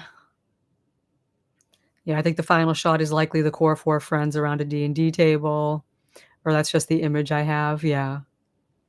And I hear like I can see them like talking, and then the talking starts to, like, fade, but we can, like, still hear the conversations, and everyone's, like, laughing and whatever, and it zooms out, and you can hear, like what they did with the end of season 1, you can hear like, you know what I mean? You can hear the theme start going, and then suddenly Stranger Things 5, and it cuts to the end credits. Um, but yeah, I have no idea what they'll actually do either. Um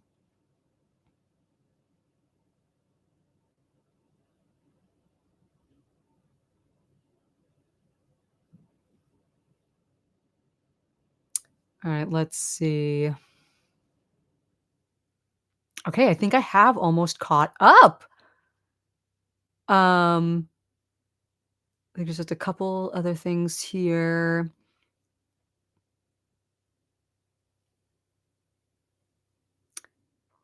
Season 3 definitely felt like a parody season a lot of the time. And it's so funny, right? Because season 3 definitely gets a lot of hate too. Like, I'm not saying it doesn't. Um, but there are absolutely corners of the internet where season 3 is the fan favorite season. Which that is not the case with season 2. You can't find a single corner of the internet where season 2 is the fan favorite. But you check TikTok, people love season 3 on TikTok. You speak poorly of season 3 on TikTok, people will come for you. You speak poorly of season 2 anywhere, most people are probably gonna be agreeing, you know what I mean? Um, you'll only see a couple people coming out guns blazing to defend season 2, um, which is crazy to me, and I'm still seeing some of it happen. Um, you know, a lot of people still think that season 2 is just the season to say is the worst and sucks. Um, but we'll see what happens by the time season 5 is done. But again, I don't wanna be that person that's like I don't wanna be hating on season 3 the way people hate on season 2 because then that's just annoying. You know what I mean? I don't wanna be that person, but at the same time, I feel like my reasons for disliking season 3 are, like, far more concrete than most of the reasons people give for hating season 2. Like, the hate for season 2 is just like, as I've gone over in my essay, like, it is so misguided, it is so like, people don't even know why they hate it, they just think they hate it, largely because of the lost sister and because it's a little bit slower, you know what I mean? Because of those 2 things, it's like it's clouded their minds, and they just genuinely forget everything about it, and they're just under this assumption that nothing happened in season 2, that it's so forgettable, like, nothing really that important happened, which is crazy! Like, I saw a guy on TikTok reacting to Kali's reveal in season 5, and he was like, "Yo, it's the sister from season 2, the most forgettable season. Like, nothing important happened in that season. The only thing I remember is Elle had a sister or something." And I'm like, it is crazy. And that TikTok has like 50,000 likes or whatever. Like, it is crazy the way that one episode just literally overshadowed everything else that season 2 did to the point where it just has such an unfair reputation. Um But yeah, so whereas with season 3, I can tell you exactly why I dislike season 3 with concrete reasons and, whatever, whereas it's just like season 2, people are just like, "It sucks. It's booty," or whatever they say. I'm like, "Okay." And they're just like, "It's always that sister episode went nowhere. It's completely useless," and that's, like, where it stops. And it's like, "Yeah, well, now she's back, so it's gonna be interesting to see how the narrative surrounding season 2 might finally start to change, but, um,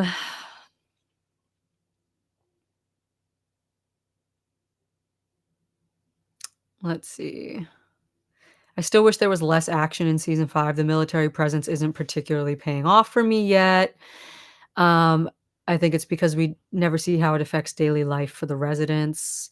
Yeah, I like the beginning when they show, um during Robin's exposition montage, where they show sort of how it's affecting the neighborhood and kids are sledding down the metal grates and everything. That creates a very sort of like lived in Hawkins. I like that.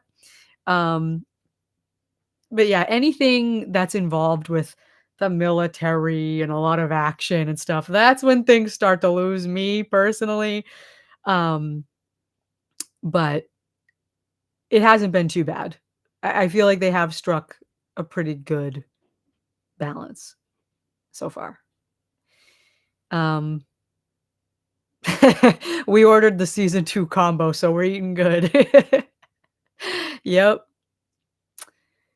Um, I think it's mostly younger gens that enjoy 3. I'm late Gen X, so I prefer the slower burn. 3 got a lot flashier too, like a caricature of what the '80s was like. Yeah, for me, that's one of the big changes was that, you know, I I fell in love with this show in the first 2 seasons that really made me buy into this grounded world and these characters that felt like real people.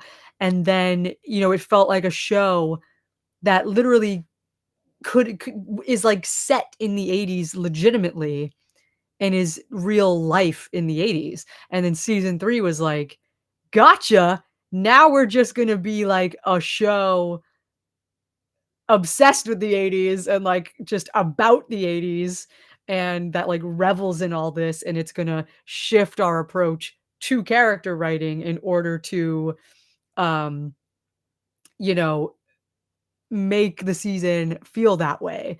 We're gonna change our approach to a lot of things in order to pull off this shift in tone, um, which is what did not work for me. And I will say, I rewatched season 3 in preparation for season 5.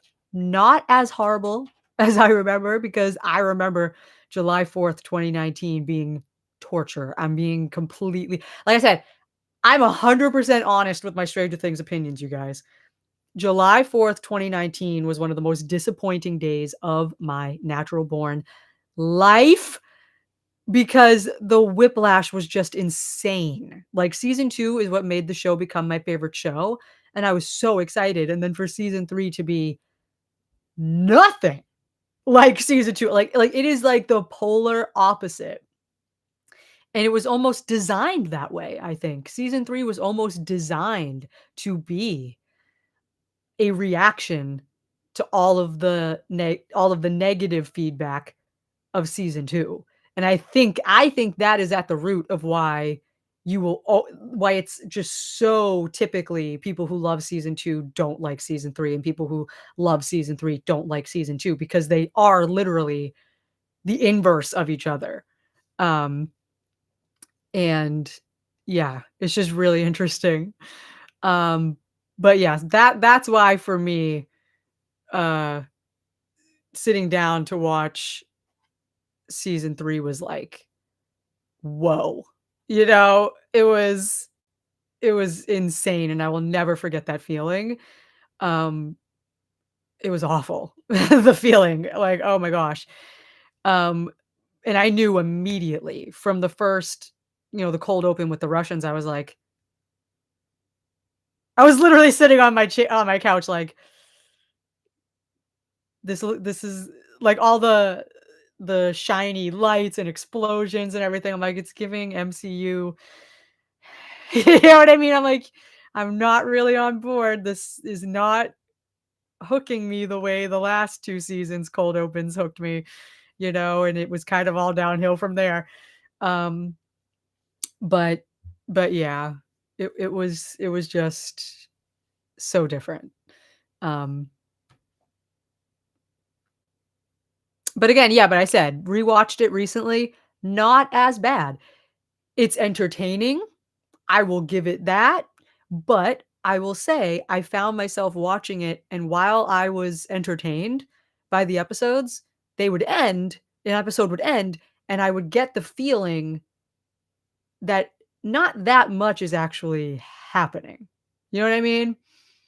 It did just really sort of feel like, yeah, like, there's, like, a lot going on screen, but when you actually, like, stop and think about, "Okay, well, what lore have we really developed over the last hour of this episode?" And typically, it isn't much more than what we already learned in season 2. Just this body horror element of it. Um, yeah, and just flaying more than one person. Uh, and then the Russians, the one thing we learned throughout season 3 is that the Russians wanna open the gate.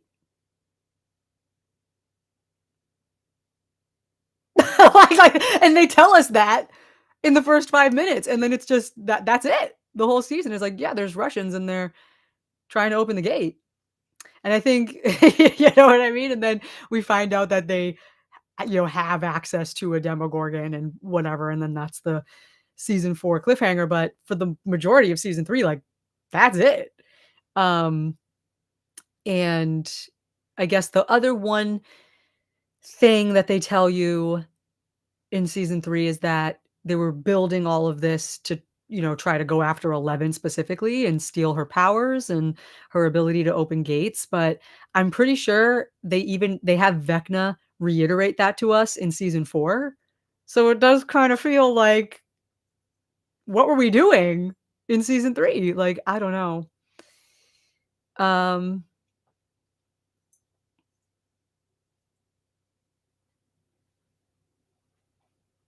alright.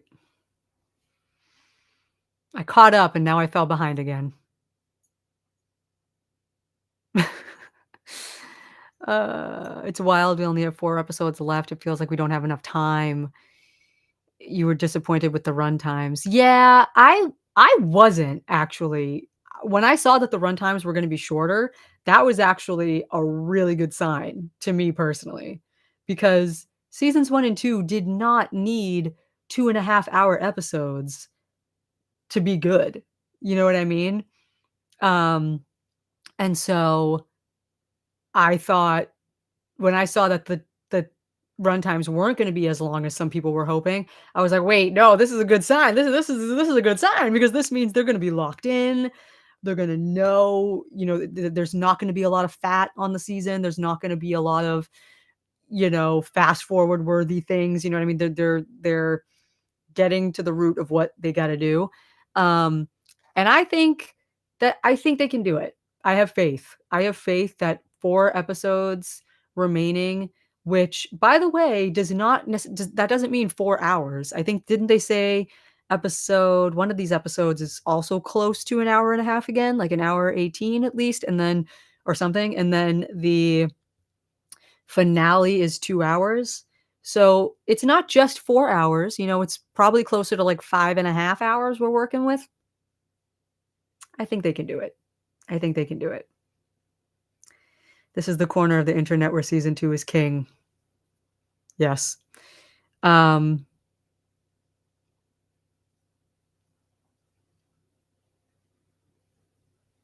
let's see.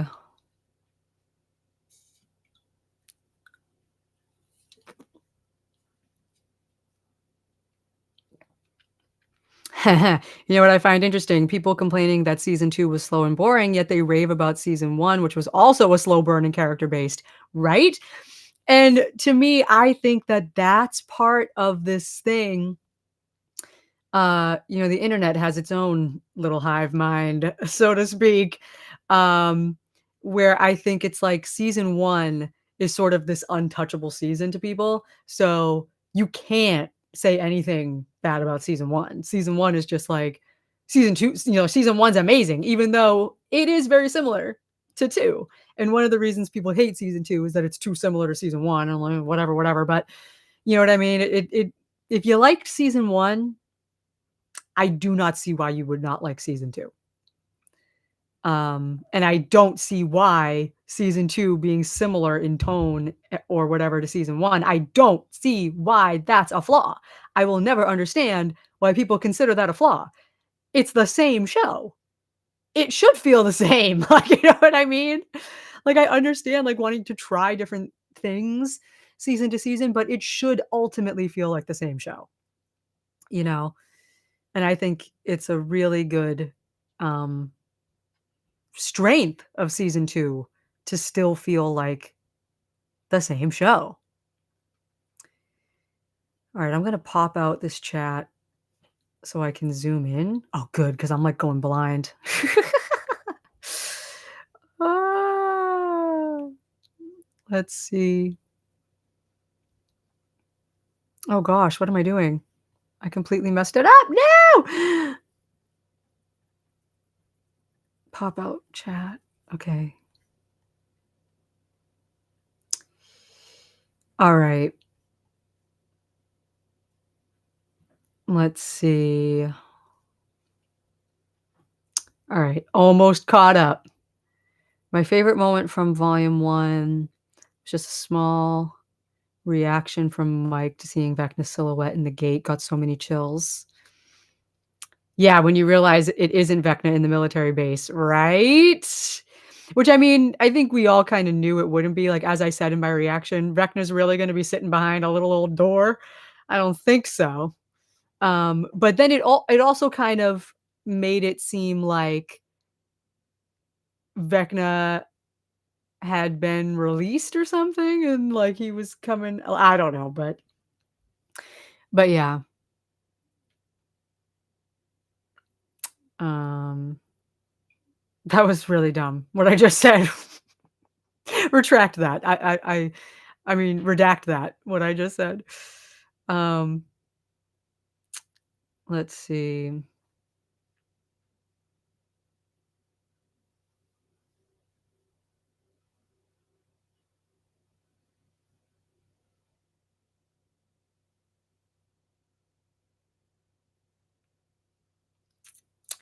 Alright,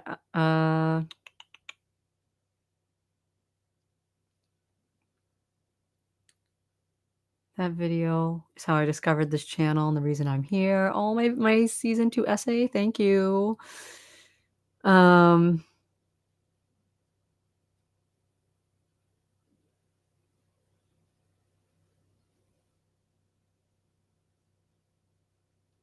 yeah, the opening season 3 shot with the machine looked like a modern movie. Um,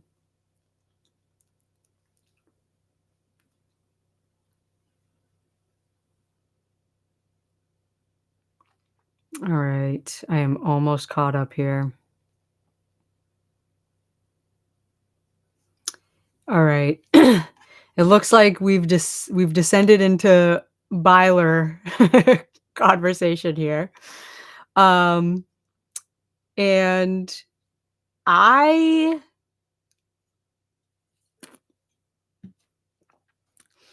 I am pretty much I mean, like, I know where I stand on it so far. I talked about it in the comments of my reaction video. For me, it's just as of right now, and I've spoken with a friend of mine who is LGBTQ. We have spoken about it. He's on the same wavelength as me with it. Um, so I for me so far, I think all of the development has been from Will's point of view. I personally do not think we have gotten substantial enough evidence or development from Mike's thought process on this whole situation to the point where to me, it genuinely does feel like Will has been going through all of this stuff, and Mike literally still basically has no idea. He's very in the dark about what is going on. He views, Will as his best friend, and meanwhile, Will is going through all of this stuff internally, um, and and it does, to me, feel like if they were to make Byler happen and pull it off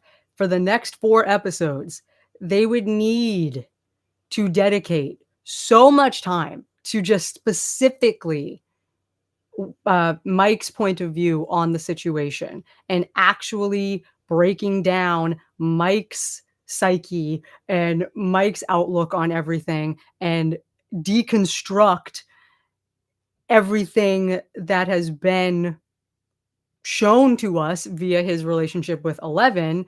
We would have to deconstruct Maleven through an entirely separate coming out journey for Mike. That is like the only way Byler couldn't seem I mean, either way, I think it would still feel rushed because why would we wait until the last 4 episodes of the whole show to start unpacking, um, you know, Mike Wheeler's sexuality coming out storyline in the last 4 episodes of the show? And I think that and I know people are they think that there has been clues for Mike and there has been this stuff, but some people still don't even know that Will is gay. Some people are really out there. They can't clock that Will is gay. So I think a lot of the, you know, subtext, so to speak, or whatever that a lot of people are seeing for Mike, I guarantee you the vast majority of people are not seeing that. So they would need to really go into the mind of Mike Wheeler hardcore for the next 4 episodes and and make it clear as day what his thought process is and what his perspective on the Will situation is in order for it to have any sort of, um, earned, believable, um, you know, impact on Mike's end. And this is where I say, I've seen that people think it will be really bad and, like, negative queer representation if they don't end up together, but I don't see it that way. Like, I see it as I mean, Will literally unlocked superpowers through his love for Mike, and I don't think that it has to be reciprocated in order for that to be powerful and in order for that to be like a beautiful thing. Like that is his part of again, I do think to me right now it reads as Mike is the catalyst for Will to accept himself. Um and it's, through that love of Mike, his gayness um is what and, accepting that and coming to terms with that, and also at the same time, because this is coming I had my whole thoughts on this when I was taking my shower this morning, and now I'm forgetting, um, but there is the Tammy Thompson speech, which I know a lot of people, um, are also debating the meaning of, but I viewed it for what it seemingly was, which was Robin being able she looked at Mike and Will, she clocked them that, ooh, Will, he clearly it's Mike that he loves, and, um, you know, clearly Mike is with 11, so I think and that is another weird hole with the Byler thing where it's like, it is strange to me that, Will is, attempting to pursue Mike when he knows this, but I think when you like someone that much, you can't help but try, even if you know that they're in a relationship or it might not happen, like, you can't help how you feel, and I think that is the situation Will is going through because I think he in season 4, they clearly showed him being supportive on some level of Mike and Eleven, like, during that reunion in the desert.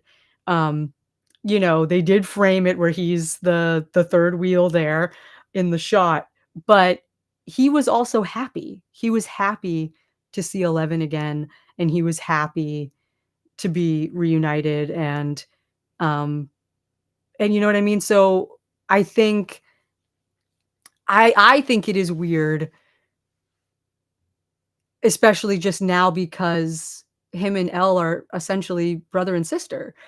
If if he were to if Mike were to break up with Eleven and then start dating Will, who is essentially now Eleven's brother, like, I there's layers to it, right? Where it's like, I don't think the Duffers would do that. Like, if this was Degrassi, sure. Like, I would be like, "This could probably happen." Like, these types of layers where it's like, "Oh, so and so broke up with so and so for so and so's brother and so and so's whoever." It's like, yeah, this was Degrassi, it'll happen.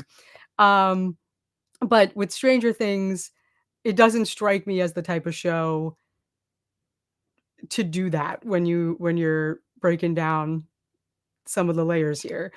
But there was something else I was going to say about it. Um, and I think someone might have said something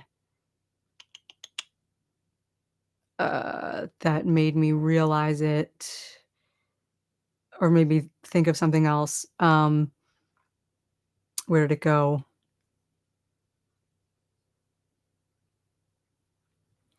Yeah, Kyla said, "I think it's a braver representation to show how things don't turn out how we want. Robin had more experience and observed what was happening and is helping Will to accept and move on." Excuse me, guys, I'm starting to burp because I shouldn't have had sparkling water.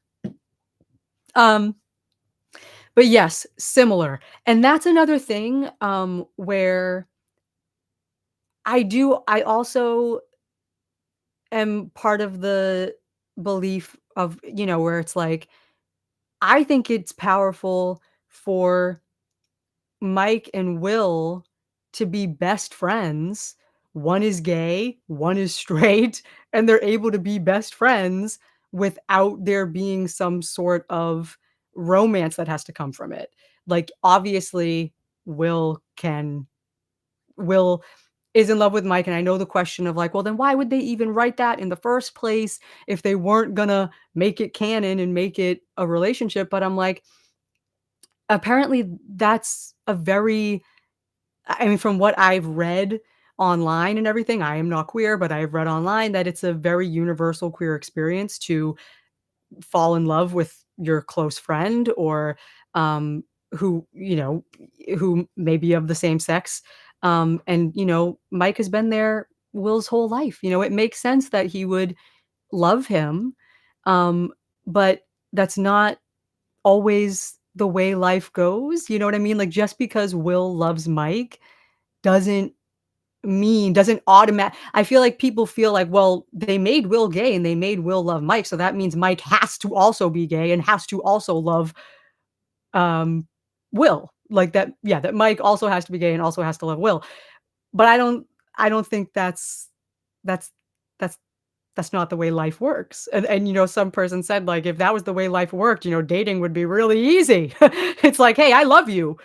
Therefore, you have to love me too, and then we will date." Like, you know what I mean?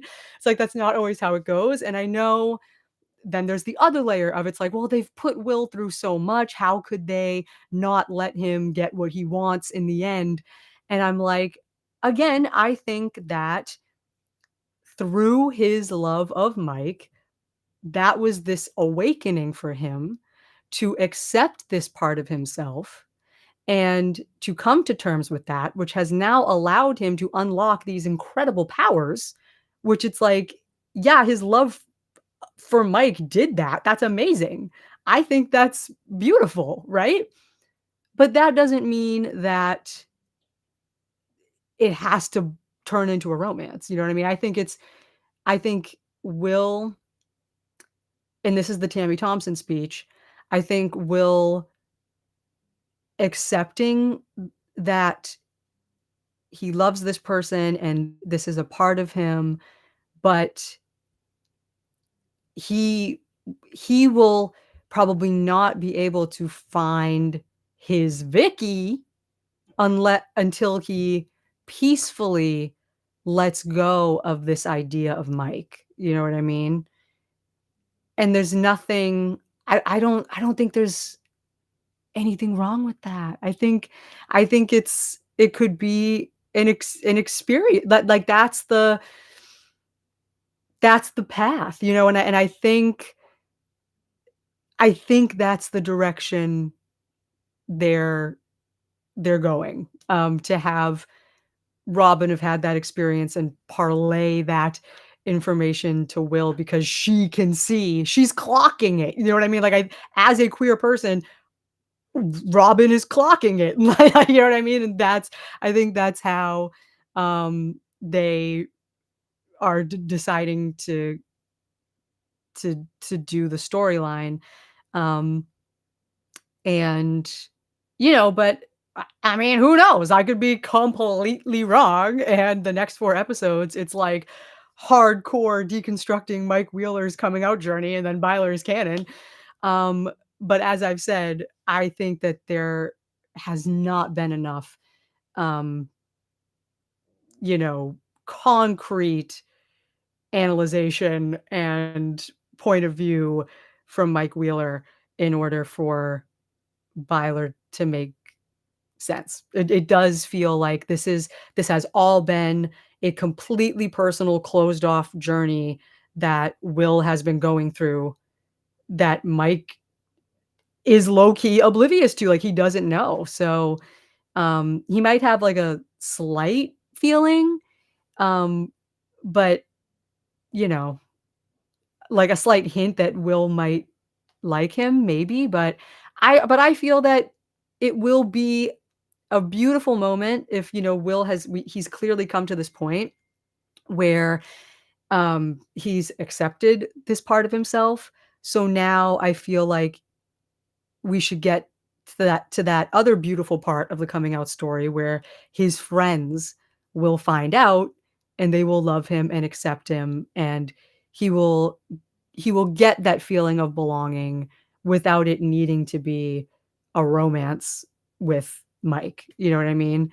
Um, and then he probably will get an epilogue boyfriend. I know that I've seen that's a theory. Epilogue boyfriend is a theory. But I could see that, right? You know what I mean? And it's like they did it with uh Vicky, like with the Tammy Thompson story. Like it's we know that Robin went through that first and then she got her Vicky. So and she's a side character, so obviously it's not on the same level as our main characters, but I think that's basically what they were going for, was that Will had to go through this experience growing up, confront the feeling. Mike was the catalyst for this feeling and for this experience. And then he's able to accept it, peacefully move on from this person that is unattainable. And from there, be able to eventually find his true happiness with, someone who can reciprocate those feelings, because yeah, it isn't fair actually for him to be pining after someone who he can't be with, you know what I mean? And that's what I think they nipped in the bud right here by episode 4. It's like, okay, he's not gonna do that anymore. He's risen above that. He's not a victim in many different ways now, right? And he's not allowing himself to hurt, in the way Robin was allowing herself to hurt before, um, embracing her whole self. So that's my take on it.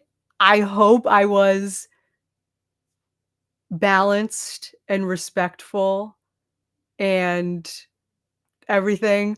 I know it's a really touchy subject. I know that the Byler fans are very passionate. Um, and I am not trying to rain on the ship parade. I am All I ever talk about on my channel is my own personal opinions and my perspective on things, and that is where I am currently at with Byler. Um, and hey, if I'm wrong, I'm wrong. You know? I was a Malevolent from the first 2 seasons. It would have to be something I would need to sit with, and it would, in my opinion, recontextualize a lot of the show and a lot of those moments that I loved about Malevolent, like their reunion in episode 8 of season 2. A lot of that would be somewhat recontextualized. I can't imagine how that would be. It would depend on how they develop Byler, like I said, in the next 4 episodes with the point of view from Mike. Um, but but yeah, I feel like it definitely would. I feel like the emotional impact of some of those scenes with Mike and Eleven um would be dampened or shifted a little bit if in the end it was really this. You know what I mean? I don't know. But um because I think, because again, I love the way I was just saying I was wrapped up with that, but now, um, there was just another thought because I feel like for some reason a lot of people are against the idea of Mike potentially being bi, like, they believe that, like, he just has to be gay for some reason, and I feel like at the very least, let him be bi so that the stuff with 11 can at least be valid, like, you know what I mean? Because otherwise it kind of feels like if he wasn't, it would be like all of the stuff with 11 was not genuine, and then that is what would really completely recontextualize the whole, the brunt of seasons 1 and 2 and some of my favorite moments. If it was like, "Wait a minute, this whole time it was this whole other thing he was going through," it would be like, at least don't completely invalidate the time spent with Maleven, you know? So that's what I'm those are my thoughts. Alright, so let me go up because 'cause I've been yapping. Um, let's see. Yeah, Will and Robin's friendship has been a highlight for sure.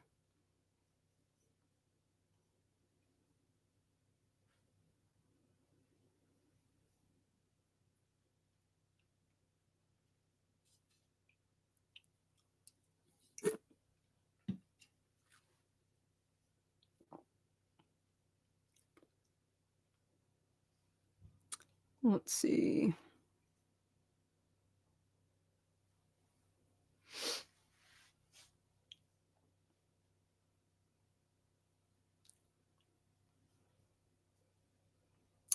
Um,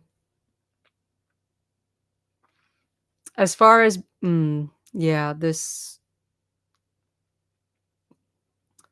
the comment about if Byler doesn't become canon, it'll be weaponized against queer people for being delusional, and that sucks, but at the same time, though, I mean, for a long time, I remember people, you know, queer fans were saying how Will was gay before it was before it was clear as day in the text of the show. You guys clocked that, you know what I mean? You know what I mean? You weren't delusional. There was something going on there, but I think I don't know, I think it's easy to get ahead of ourselves and love this idea because I understand because it's like, "Oh, if Will has been through so much, of course he should get a win, like, of course he should end up with this person that he loves," but and you want that to happen, like, I get it, but, you know, I don't know.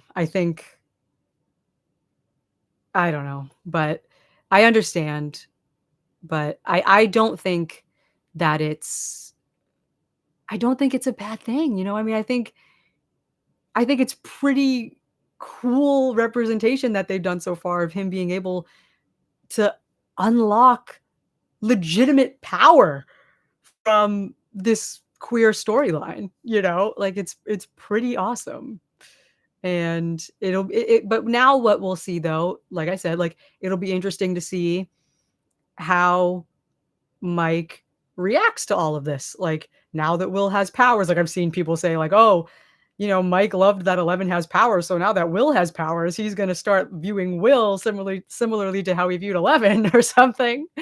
But, you never know, but I mean, I think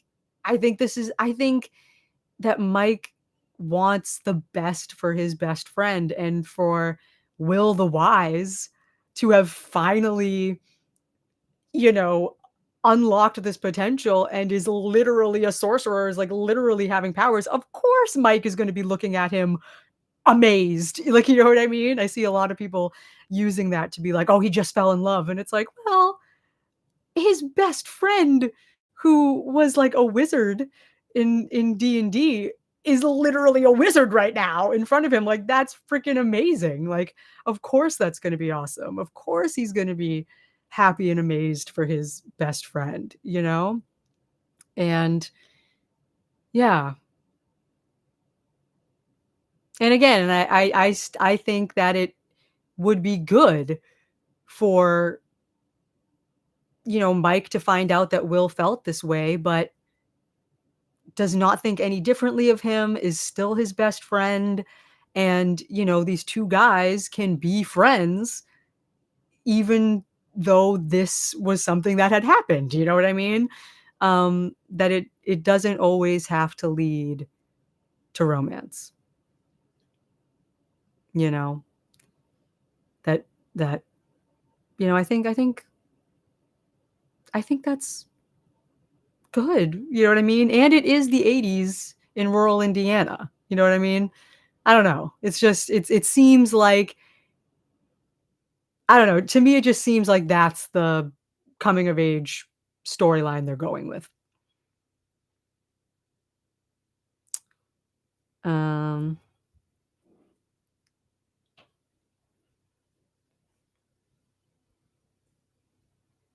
I really like the way you've discussed the bio situation, respectful, looking at the narrative, looking at the pacing, still pointing to meaningful events. I'm trying. I know it's layered. I know people have so many opinions, like, trust me. I have, because I have looked into it, you know what I mean?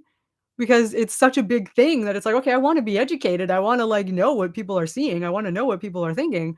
So I had snooped around, on Twitter and whatever, and now my Twitter homepage is, like, full of, like, Pilar content just from, like, searching around and clicking things. So it's interesting. So I've definitely seen a lot of it. I know what's going on. I know what the current state of the opinion is and everything, and I'm just telling you what my perspective is, having watched the show so far. Um, let's see.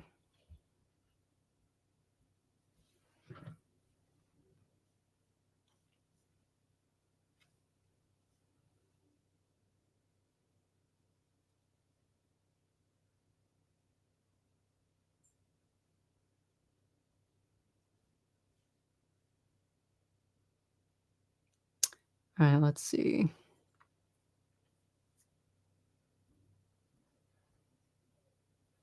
Sorry for now, this total silence. Uh, I've literally been talking so consistently for, like, 2 hours and 22 minutes.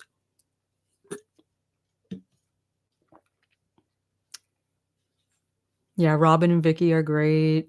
Robin's fun. Vecna is honestly a bit underrated. I know he isn't very morally complicated, but he just has incredible screen presence every time he shows up. That's true. That's true. But there was just something to giving the villain this physical form and this way to speak that did sort of shift things. But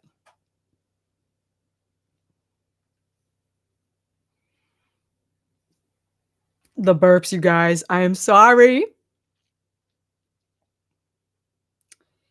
Um, let's see.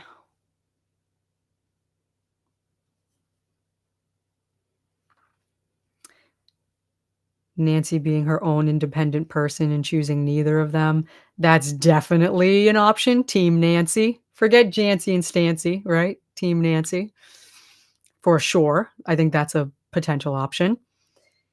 Or like a potential outcome for sure. Um, I think people get a bit too excited and read into things too much. We all do it. I mean, yeah, I mean, look at me. I'm like, here's how Stolly can happen.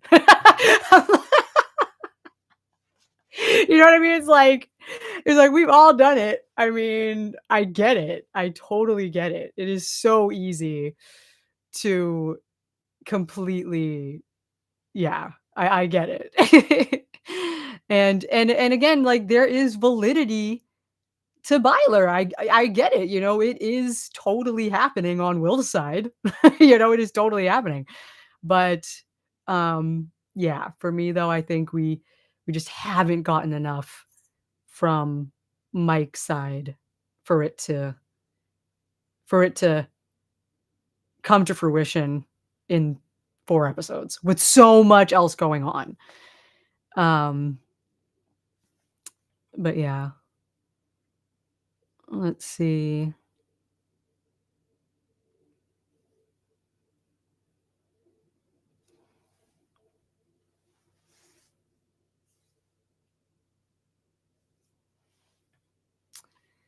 I saw someone else say something. Ugh, I'm losing it.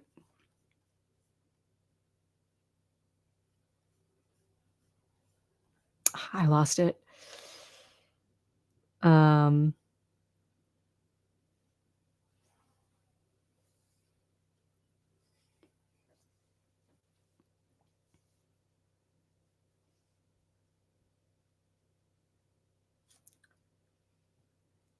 you're doing great, Britt. Thank you. I'm trying.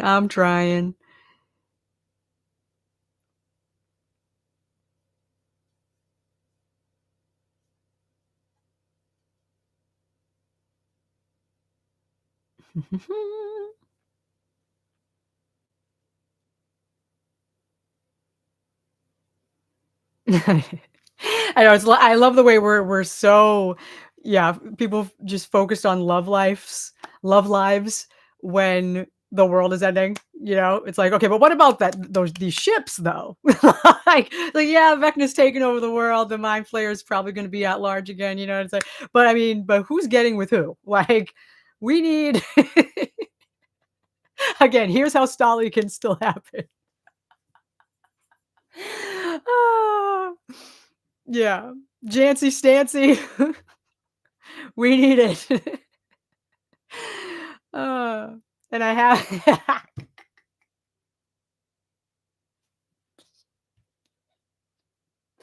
oh, it's so ridiculous. Oh my gosh. Anyway, I'm laughing at the absurdity of Stolly just because they obviously have not even met, but I'm seeing the vision. Oh, and on that though, there's this video, um, you guys should look it up if you wanna see the vision. It's called, um, I think it's like Luca Comics, 2017, Joe Keery, Linnea Berthelsen, whatever, whatever. If you search that in YouTube, there's a video. They put Kali, well, Linnea, on a little press tour with Jonathan, Nancy, and Steve.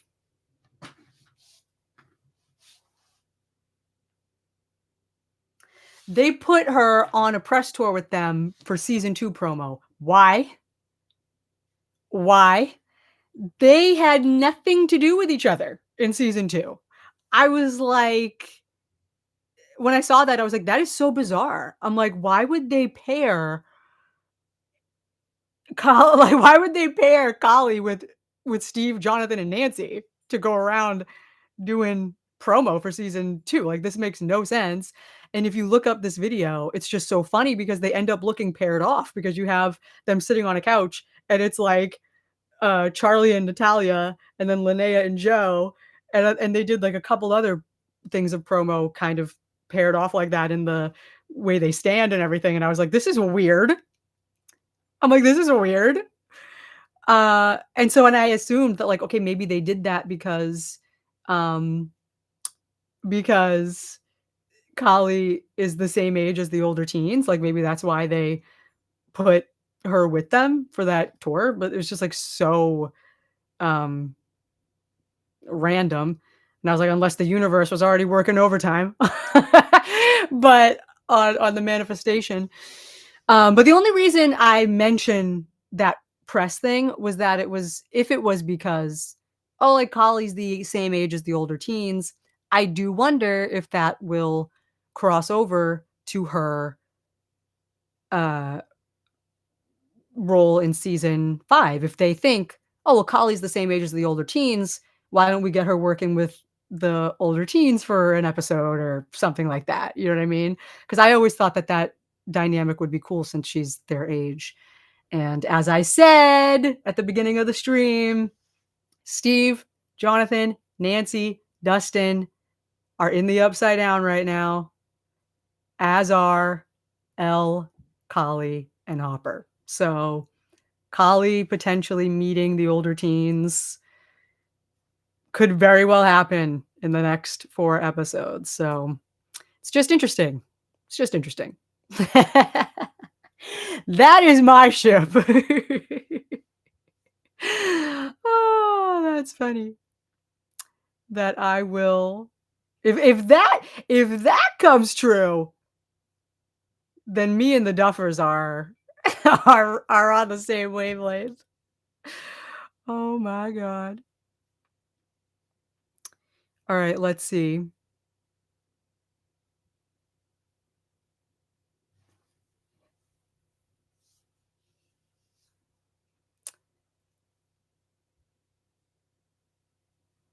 Collie seeing that 11 kept the mask is a need. Oh, I know, it's so sweet the way they put that in there.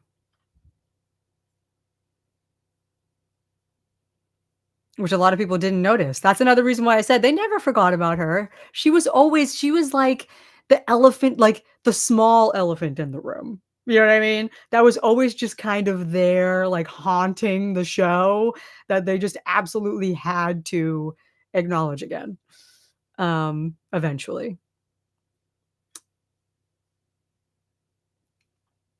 Oh, there was also I just read a comment that reminded me of something else.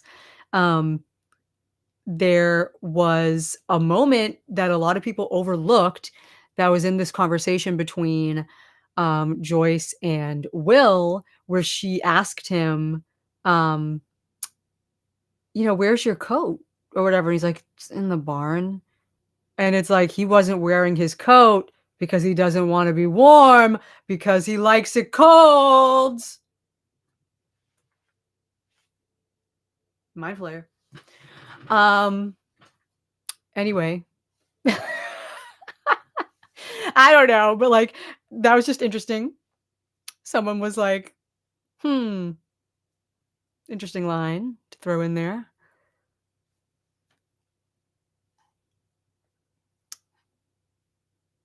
Let's see. I remember joking with my friend in that moment, like, "Ha, Will likes it cold. Wait a minute."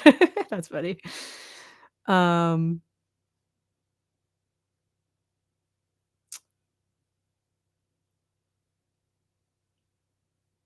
I can't imagine the backlash from the season 2 super fans if they pair their hated character with their beloved character.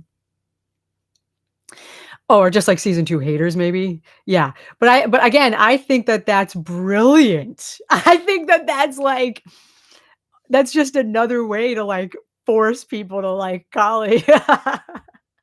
It's like, "Oh, you hated Kali? Well, first of all, we're gonna bring her back. Second of all, she's gonna have a really important role. Third of all, we're pairing her with Steve. We're pairing her with the fan favorite, and you're gonna like it." Oh my gosh. Dang. Um, sorry I had to go back now. What's your favorite episode of the season? I'm gonna have to say Sorcerer. Only because I mean, like, just the epic Kali reveal, obviously the stuff with Will and his powers. Um, and yeah, it's the most dense episode so far, which I said, and I have yet to fully rewatch it.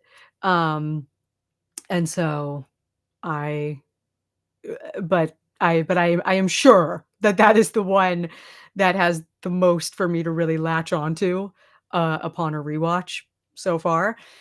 So, yeah, so definitely episode 4.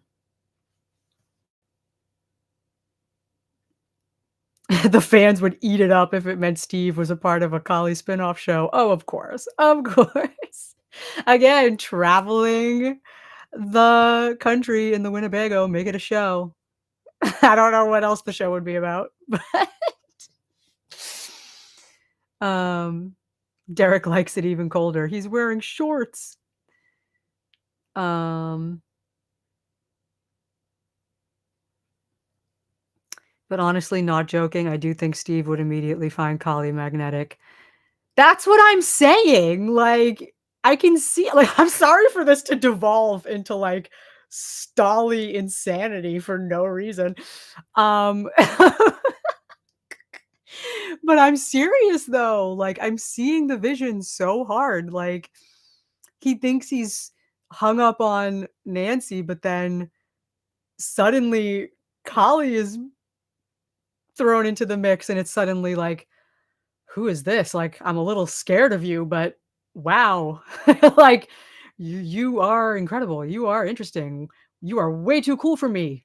Wow, now I'm nervous. Like, I don't know how to act." Like, sort of thing, and, uh, I can totally see that happening easily, and I just wonder that if the Duffers were in the writer's room and Kali ends up meeting the older teens, I don't know, man. I feel like that's a thought process that would have had to have been thought. You know what I mean? Like if we're on the same page with so much of this other stuff, I find it hard to believe that the thought did not cross their minds. Uh,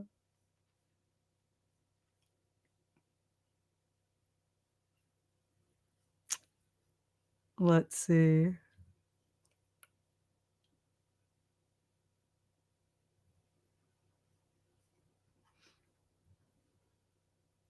Yeah, I don't think they should focus on it a lot either. Like, I'm saying, like, yeah, because someone said, like, "Oh, I hope they don't, like, focus on them."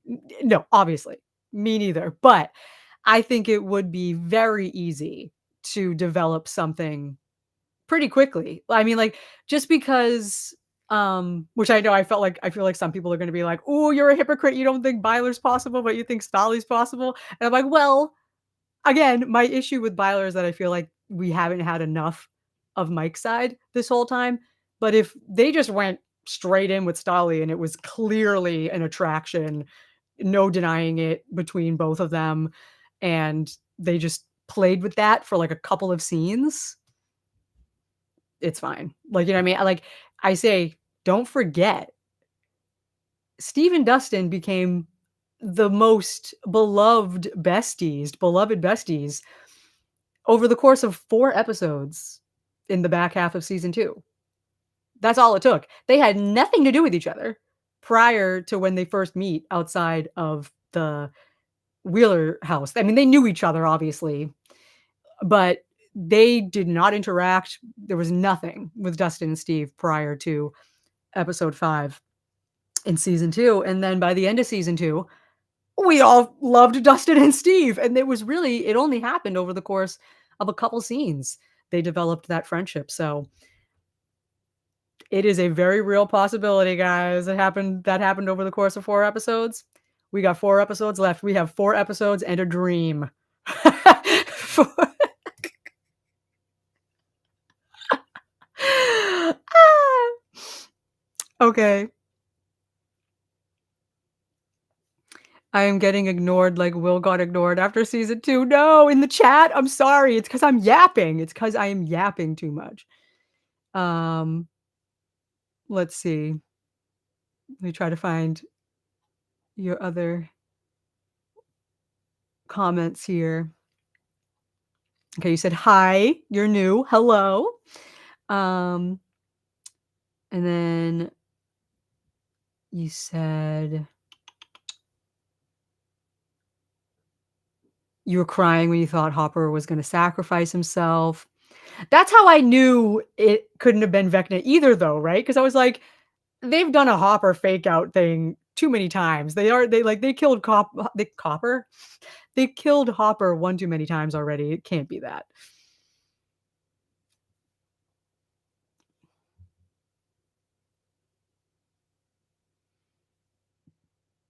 I think you're onto something with Will choosing to forego the jacket. I know, because it's the way he said it too. He's like, "It's in the barn, like, I'm not cold," or like whatever, you know? like, "Oh, interesting." Um, I didn't feel that much about Will's reveal because I was still reeling from the previous door opening. Yeah, that was me. It wasn't that I didn't feel anything for Will's reveal, it was that I was just so shocked that they brought Collie back that I said in my reaction, I was like, "I blacked out." I was aware of what was happening on screen with Will and everything in that final scene, and I was like, "Oh, yeah, wow, okay." But I blacked out. I was just like, "Yeah, yeah, this is happening, but holy crap, Collie's back." Which, someone has to feel that way because she got super overshadowed, by Will after that. Not as many people are talking about her reveal. They are, but they aren't, you know what I mean? Um,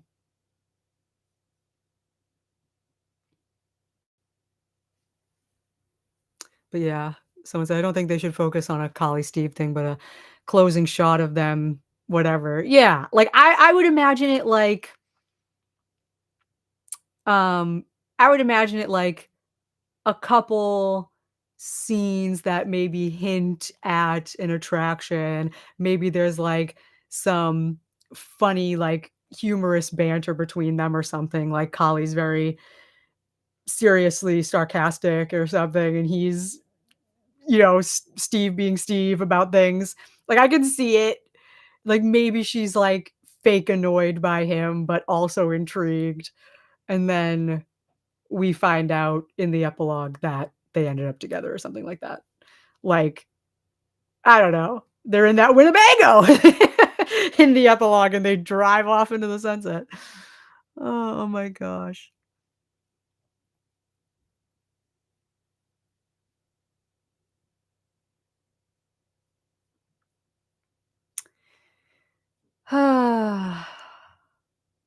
I hope Mike and Eleven actually have substantial screen time and story time together the rest of the season. Yeah, and I know we still have the scene of them at the tub in Hopper's cabin, which again seems like a very sweet, like, intimate type of scene between them, like, and when I say intimate, I just mean, like, with their closeness and, um, you know, their conversation, and so, again, I find it if we haven't seen that yet, you know, the Biler possibilities, just seeming more and more less to me, or less and less to me, um, because they still seem very much like there's going to be like, there is still that relationship happening. So, again, you would need to really deconstruct and undo Maleven in the next 4 episodes. Um,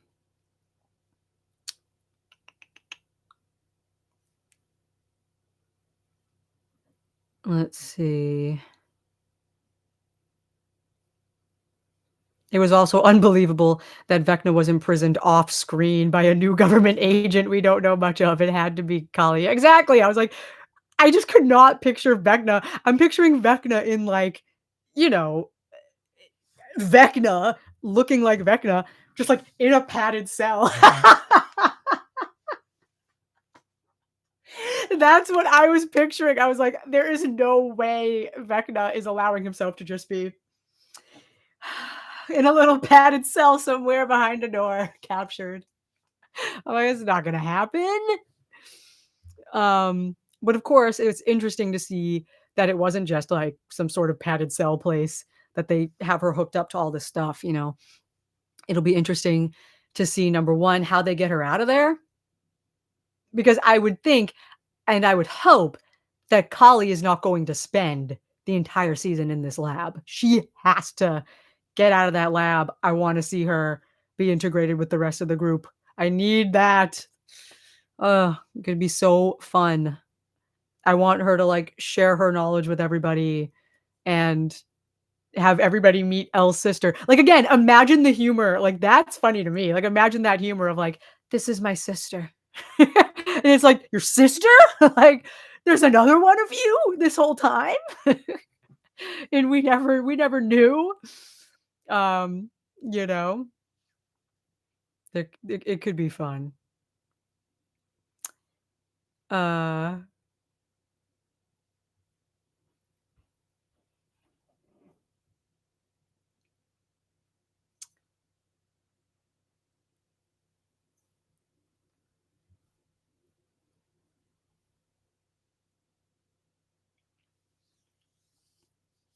I rewound Collie's scene a dozen times. I know I can't wait to fully rewatch it. Oh,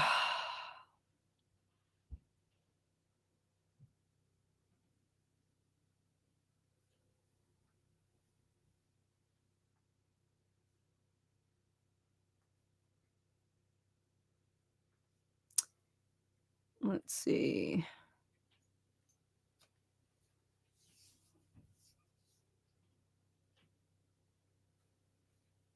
Vecna would be a low-key fun prison roommate. Oh, it's just funny.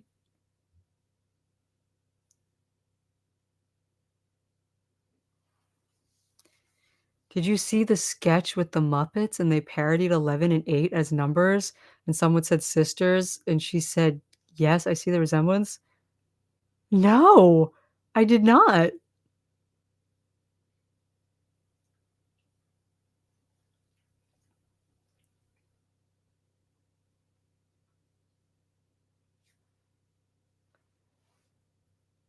All right. We're almost at 3 hours, which is crazy, and which I think is gonna have to be the time that I cap this at because my throat's starting to hurt. I've been talking so consistently. So let's try to see if there's anything else, uh, we haven't gone over yet in the next 15 minutes or so. Um, yeah, what do you think Vecna's plan is with the 12 kids?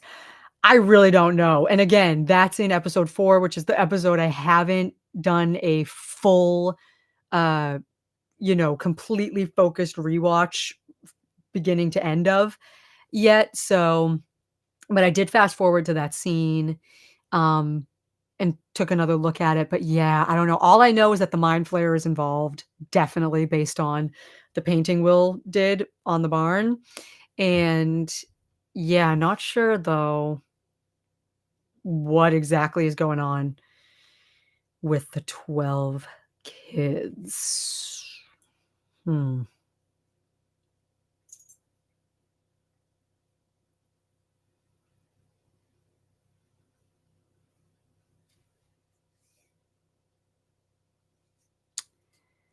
Um,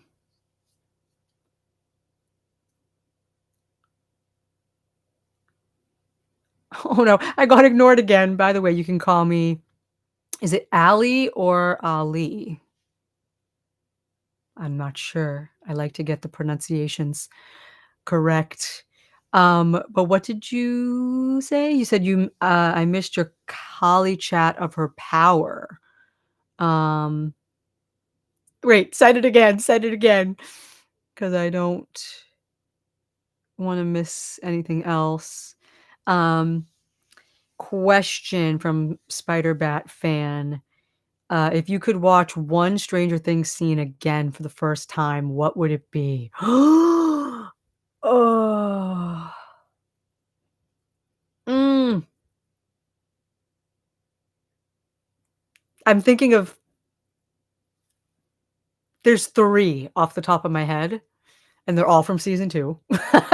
Because season 2 was just oh, you guys, I can't express to you and I feel like maybe one of the reasons why I loved season 2 so much was because I had no expectations going into it. I binged, um, seasons 1 and 2 back to back in 2017, and that was my introduction to Stranger Things. I was able to watch, seasons 1 and 2 as just this little two-part story that felt like it had a beautiful ending with that snowball, and I was just, like, so smitten by the show and the story with those 2 seasons, that just flowed so perfectly into each other, um, and so, I guess being able to watch all of the buildup from season 1 and then go straight into season 2 with all of the character building and the more, like, intimate storytelling and, you know,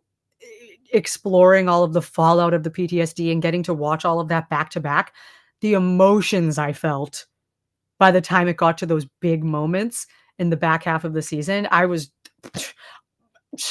I would love to experience those feelings again. I was curled up in my bed, like, 4 o'clock in the morning because I couldn't stop watching it on my phone. I got my phone right here, so you can visualize. I was curled up in my I was curled up in my bed, watching it on my phone, and these moments were happening, and I was literally in my bed like I was literally crying, and it was, like, the most amazing feeling. I remember exactly how I felt about certain scenes, and so those scenes would be the first one at the top of my head, 11 walking into the buyer's living room at the end of episode 8. I I I lost it. I lost it. I was literally it was at that moment where I was like, "This is my favorite show." I was like, "This is my new favorite show. This is so epic, so beautiful, so emotional. I love this." Secondly, the second one would be the moment where, um, Hopper says to Dr. Owens, "How risky would one night be? Like, could she go out for one night?" And Dr. Owens, "One night? What's so special about one night?" And then you hear and it cuts to Mr. Clark putting up Hawkins Middle Snowball 84.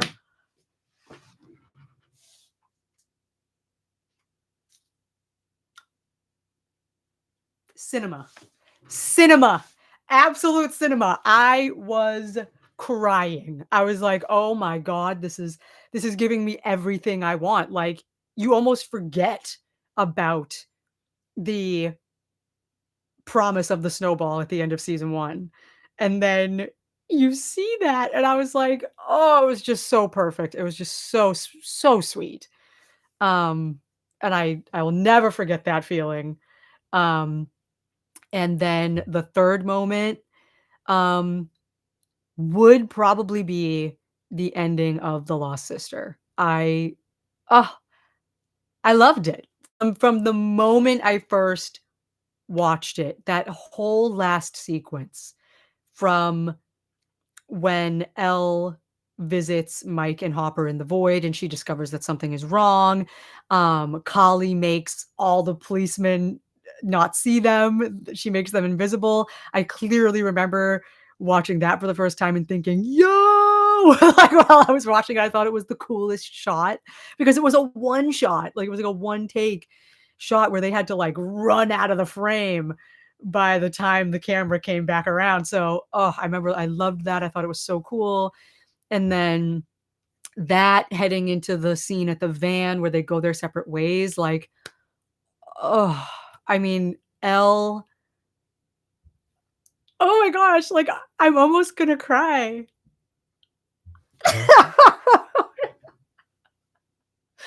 Oh my god, you guys, I freaking love The Lost Sister. Like people like, oh, like I hate that people did not see the beauty in that. Like, look at me, my nose is turning red. Oh my gosh. No, but yeah, like, oh my god.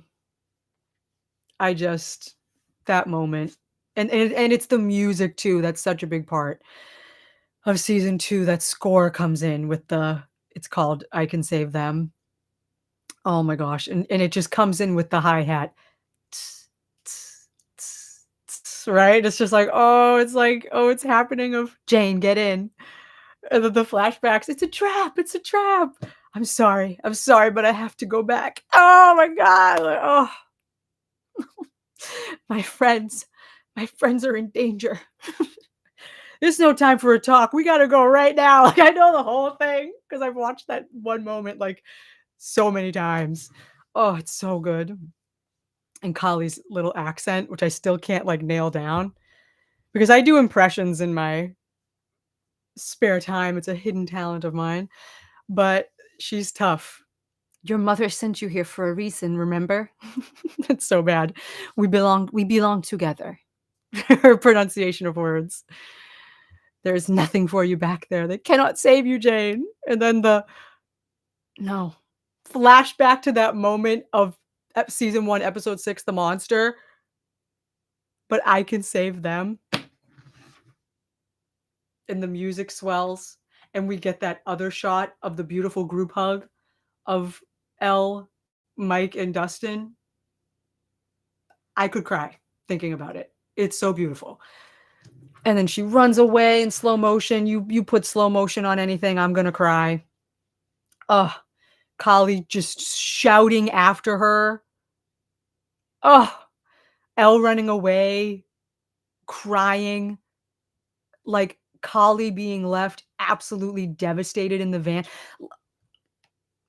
Cinema. Like, it really is cinema. Like, I'm sorry, like, and all the voices of everybody in her van fading away, and the sound editing of that, of, like, Axel being like, "What the hell was that? Like, what's wrong with her?" Like, but it's just, like, fading out, and, like, all Kali can think about, like, she can't even think. Like, she's just so lost and broken and devastated by Elle's decision to leave her, and I think in that moment is when she starts, you know, reevaluating everything, like, all the choices she's made, the fact that she is not actually healing, you know what I mean? Her time with Elle, like, kinda shocked her into reality of, like, I am not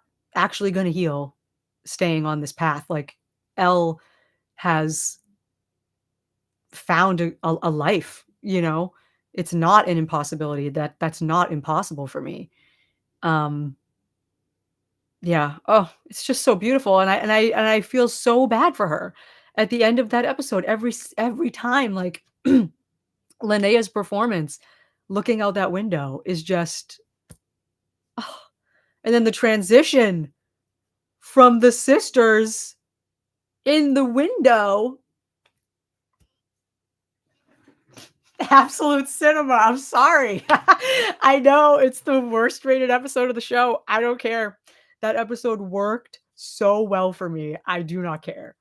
Um, so yeah, so after getting over the shock of Kali's reveal again, um, actually sitting down and then just, like, watching that scene with the knowledge of the lost sister again and, like, everything, um and realizing, "Holy crap, it's been 8 years and they finally brought her back and this is that moment." I was bawling when I rewatched the scene because I was like, "Oh my god, I can't believe it! I can't believe I'm getting my follow-up to The Lost Sister." Like, I cannot believe it. I cannot believe it. Um, oh, and again, I think that Kali really did have a change of heart at the end of that episode, and she is that moment of her connecting with Elle in season 5, that is genuine. She is so genuinely happy to see her again. Um, Beautiful, beautiful. And judging from what the Duffers have said, they really love Linnea and they really, like, specifically wanted to give her a chance to really shine and show what she can do because they felt like, she got the short end of the stick with the lost sister. And so I am sure that they're gonna give her something really good and they're gonna make her very likable, I hope.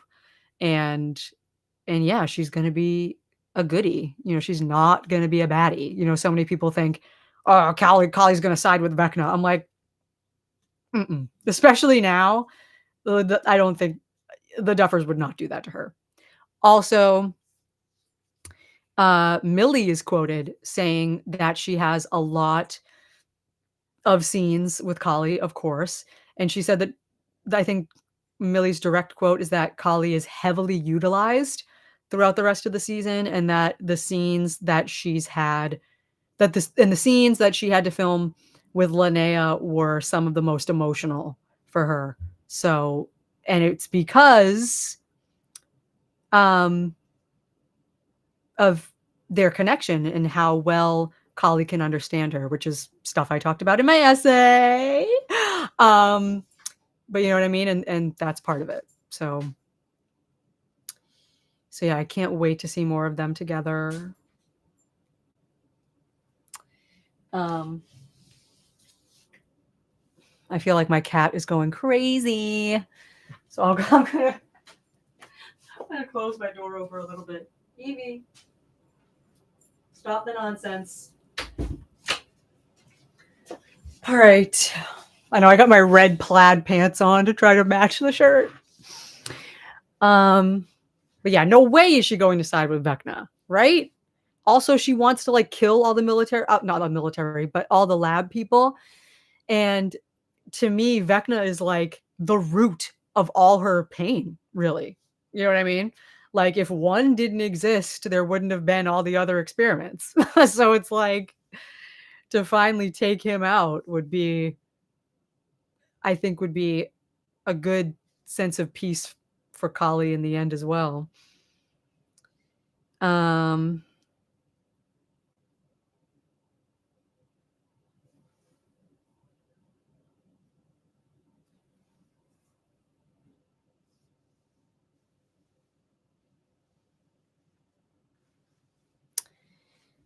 anyway, yeah, I think. I mean, I'm basically the Kali Lost Sister season 2 corner of the internet. This was supposed this was supposed to be a season 5 review. But we talked a lot about season 5. We talked a lot about it. Um, does Kali know O1 slash Henry is Vecna? Has she had problems with Vecna? So many questions. I know. And I think they're going to reveal all of it. I think we might get flashbacks to like when young Kali escaped, maybe. I think they might show us a little bit of backstory, maybe between if she has some sort of history with Henry, which obviously she must. I mean, Henry name dropped her in season 4. He was aware of the fact that she escaped. Um, yeah. And then the fact that their powers are so similar, I still wonder if there's some deeper connection there that we don't know about. I think I read somewhere that they're going to be exploring Dr. Brenner's office for the first time in Hawkins' lab, which makes me think that they'd maybe be looking through some files. Maybe they find something. I don't know. Um, but yeah, I would hate a plot twist that reveals that like Kali is like super close with Henry, like in a bad way, and then she's a villain. I don't think that's going to happen. But maybe something that hints at the connection of their powers. All right, Lilo. This is my other cat. Now he wants to get out. Let's go. Ugh. All right, they're getting restless, guys. And I probably got to eat dinner. I bet seeing Kali, you were like, vindication. Yes, I was. My reaction is up there. You can see me. And of course, I say a bunch of dumb stuff in my reaction video, you guys. Like, I think there was like someone in the comments that was like really upset about me like pointing out that Steve's voice is deeper in season 5, but it was just a thought that I had.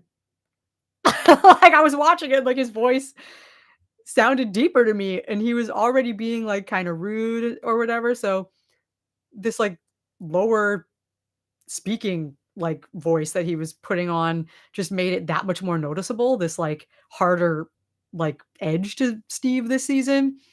And so I voiced the opinion. Like that's what my reviews are. That's what my videos are. They're always just gonna be my thoughts and opinions. And in that moment, Steve's voice was just sounding different to me. So so I talked about it, you know. But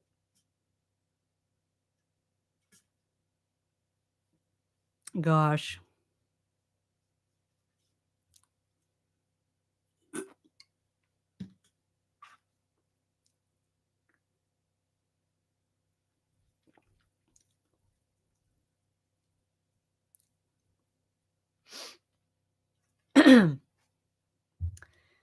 You know?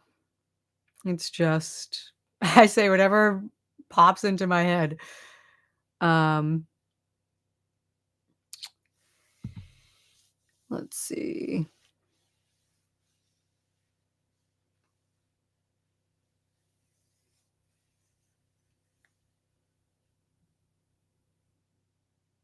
Uh, what did you think of how they treated Steve this season? I talked about it a lot, I think, towards the beginning of the stream, and I think I'm gonna leave this video up, so it should all be up there. Um, but yeah. And of course, I know that, like, Steve's voice is deeper because they're all aging. Like, obviously, I know this, but I'm just saying, even compared to season 4, it just sounded different. From rewatching, it wasn't as bad, but for some reason on my first watch, he just sounded and seemed so different. But first watches are always weird, you know what I mean?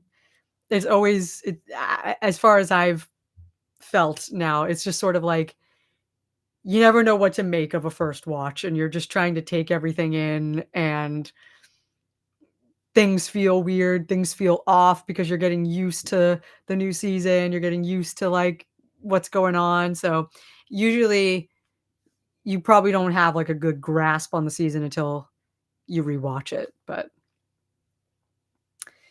um because just from rewatching, like, some of the moments that maybe felt a little bit off to me on my first watch didn't bother me, and I was like, "Okay, yeah." I think it's just because you're so heightened when you're watching it live for the first time and you don't know what to make of anything, and it's just sort of like, "Ah." Um, let's see. I really wanna know your thoughts about season 4. It's your favorite season. I like the Hawkins plot in season 4. I think that was after season 3, the Hawkins plot was the return to form, so to speak, for the show, and I enjoyed that. They nailed the tone, I think. Um, not crazy about Vecna as, like, the big bad villain. You know, I gotta rep my boy, you know, it's a mind flayer, you know, but, um, but I still enjoyed it. Um, you know, so yeah, I think the Hawkins plot and Vecna and everything, and a lot of the stuff with Elle in the lab, even though a lot of it did feel like a little bit of a retread of the Lost Sister to me. Um, you know, having her learn similar lessons again, but repackaged a little bit.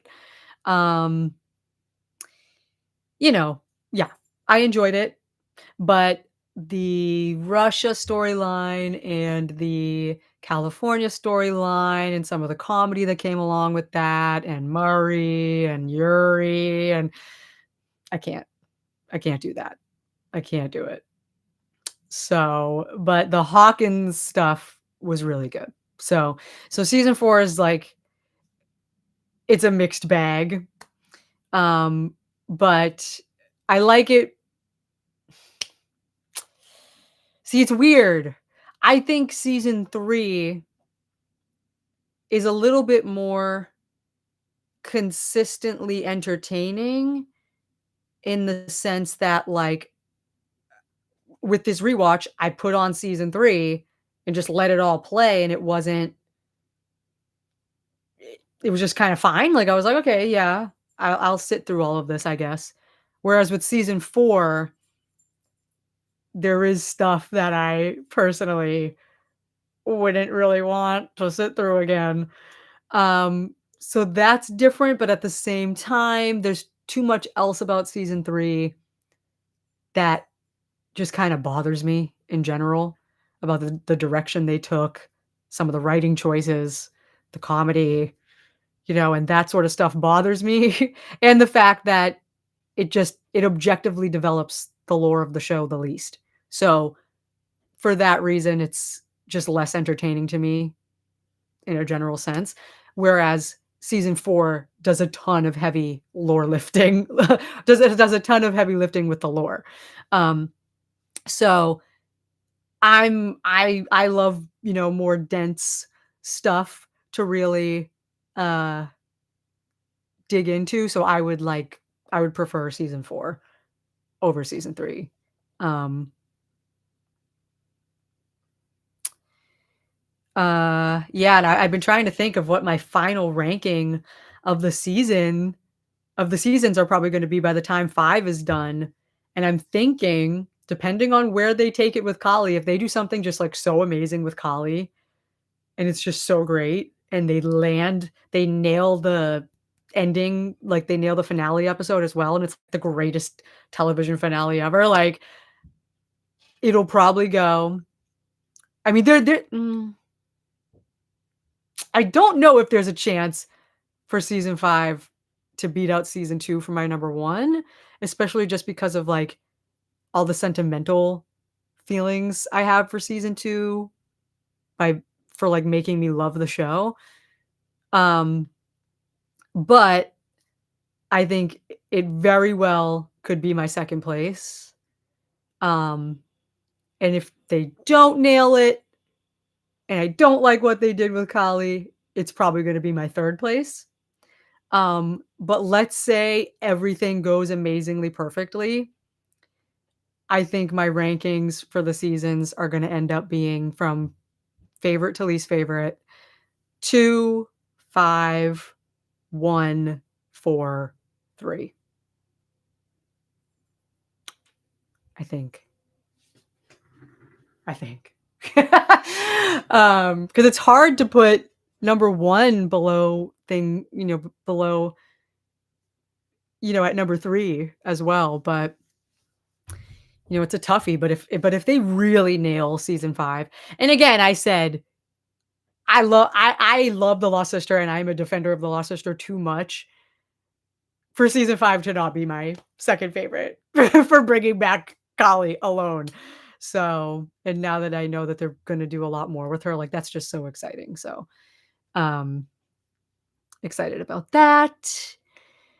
Um,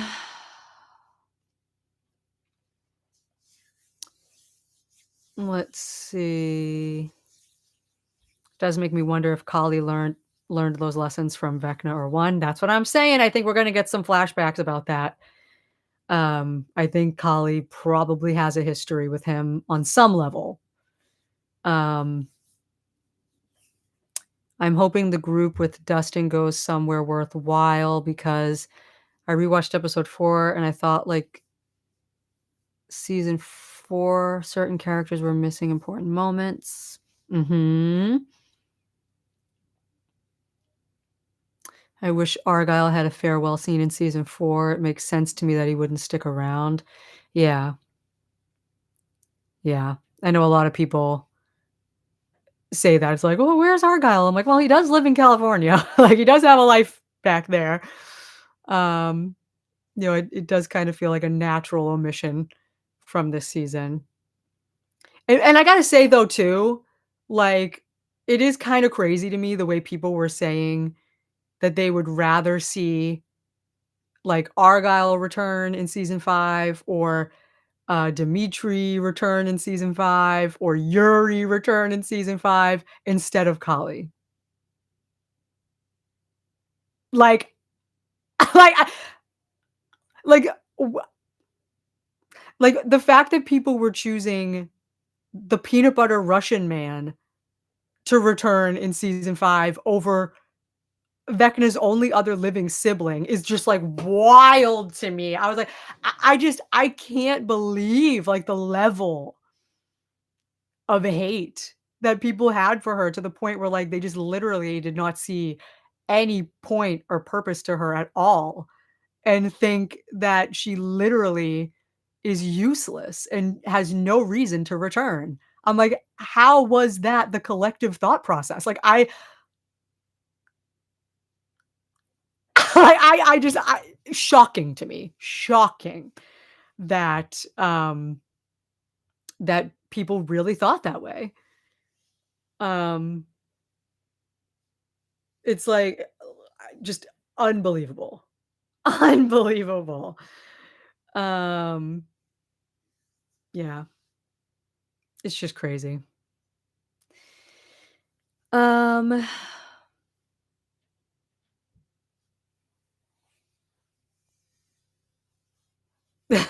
who is Dimitri? Oh, yeah. People wanted that guy back? Yeah, he's apparently the Russian Brad Pitt.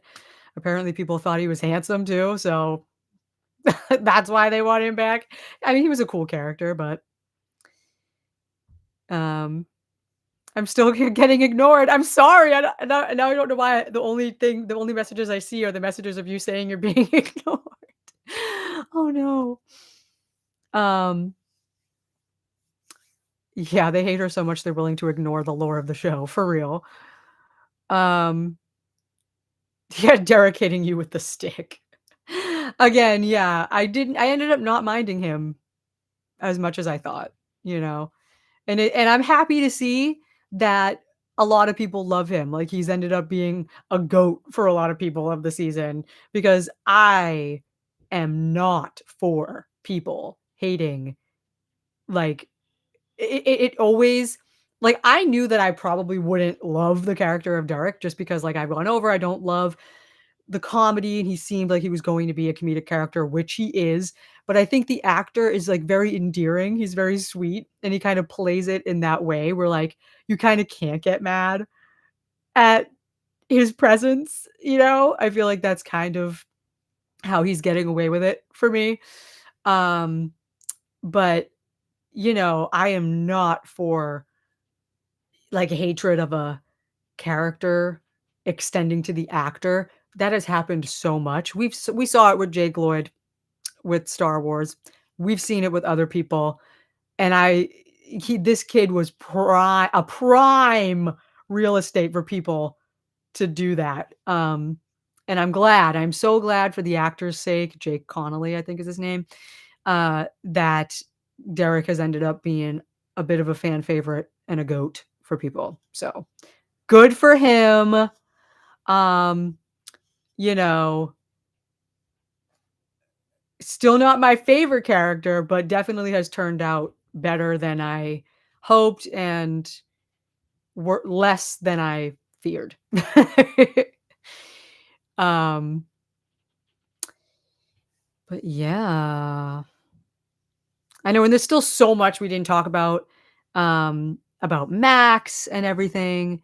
So let's see. What if Kali uses her power to show Vecna the cave where Max is hiding, and it will scare Vecna and weaken him so that he will be easy to take down? Yeah, that's what I'm saying. I think that that is probably going to be part of what she does. Excuse me, is that have use Kali's powers to give Vecna a taste of his own medicine, distract him, weaken him, while Elle and Will can deliver, like, all of these, sneak attack physical hits. Um, it could be cool.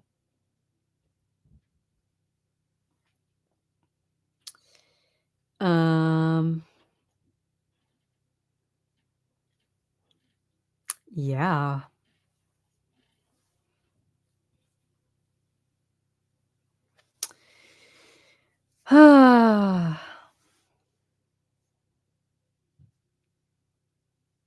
Alright. I'm, like, 18 minutes over the time I said I was gonna cap it. So, I think it is probably time to wind down. I know there is still so much to talk about with Max and that whole world that she's in, but honestly, I don't even have a super solid grasp on what's going on with that. Like I said, I didn't get to rewatch episode 4 as thoroughly as I wanted to.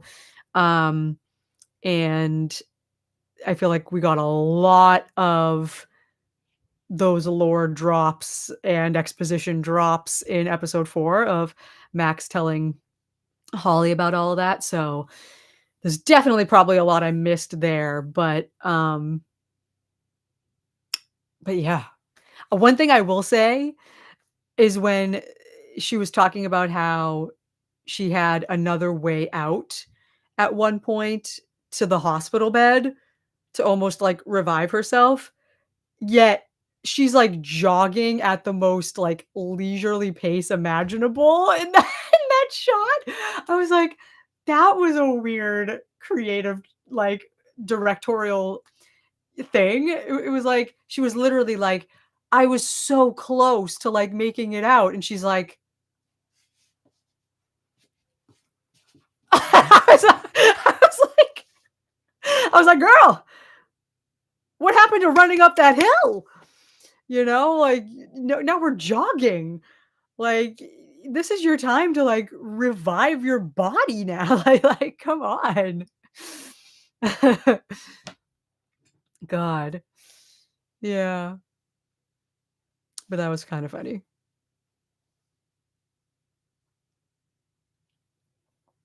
I know you're not a fan of season 3, but what elements of the season did you enjoy? Any character moments, etcetera? Um, probably I'd say maybe, like the Hopper's letter and epilogue, parts of the epilogue. I thought that was effective. Um, but it it still lands a little bit muted for me after the journey that is season 3 because the the tone of the season is just so uneven and so much of um the character work and the performances are just so uneven. And then we get to this ending and it's like, now we want you to cry, even though, even though it doesn't feel super earned to me by the end. But with like Hopper's letter and everything, I'm thinking of, he's referencing a lot of things that we can only presume from season 2 and post season 2 about his relationship with Elle and everything. And of course, everybody moving away from each other is sad and everything, so I like that. I will say that maybe about season 3. And some of the action was good. I'm not a big action fan. A lot of that stuff just kind of puts me to sleep. I I can't, I don't know what it is. But season 3 on my rewatch, it basically kept me entertained, surprisingly. So, I'll give it that, it even though it doesn't have a lot going for it for me in terms of, um, in terms of lore development and what they do with the characters and stuff like that, it was still at least entertaining. Um, I remember being one of the people that didn't like Neverending Story scene. Yeah, that was me. That was me. Again, with, like, the uneven tone, it was just that was insane to me at the time, and I still can't believe that that's a real scene in this show. Oh,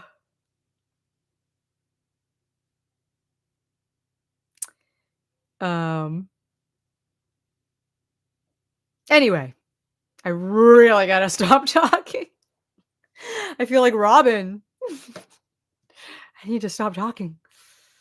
Oh gosh. Um, my number one hope for the rest of the season is to be truly surprised by something big.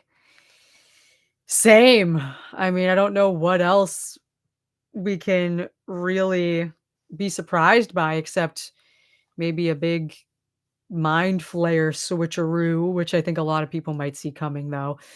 Um, yeah, I don't know. I feel like they've done a lot of the big surprises. I feel like they might have gotten a lot of the big surprises out of the way. Um, and now the next volume is going to be unpacking all of those big surprises, dealing with Kali, how she fits in with this. How is um Will gonna be navigating his powers for the rest of the season? You know what I mean? How's that gonna come into play? I think they're gonna be playing around with a lot of that. And then I think maybe the big surprises will be maybe some deaths. I know they did tease a very big gruesome death. I hope it's not Kali or someone else. Uh, but you know, I there's obviously still more to look forward to. Yeah, the wall is a big thing. Like I said, they're gonna be exploring Hawkins' lab in the Upside Down again. That's something. I think the, time traveling is gonna be something that because that's definitely happening. Um, Yeah. So, I there's probably gonna be a lot to be potentially surprised by. Um, Probably even some more lore more lore drops. Um, yeah. Is this your first time on YouTube Live, by the way? Yeah, YouTube Live as it exists now. I used to go on YouTube Live via like a third party thing, and it would simultaneously stream to my channel. And that was years ago, like 7 years ago, back when I used to talk about The Walking Dead. Um, so this is my first time doing that again, talking about a TV show in about 7 years, maybe like 7 or 8 years. So I do feel rusty. Um, And that's why I don't know when to stop. Um, I wrote a chat where Vecna could be a good person. Please read that. Noah said the most misunderstood villain, if you ever saw the first Shadow, was Vecna. So what if Vecna is trying to defeat the Mind Flayer? Yeah, I mean it's all a possibility. I think we talked about that too, briefly. Um, we just we're just gonna have to wait and see.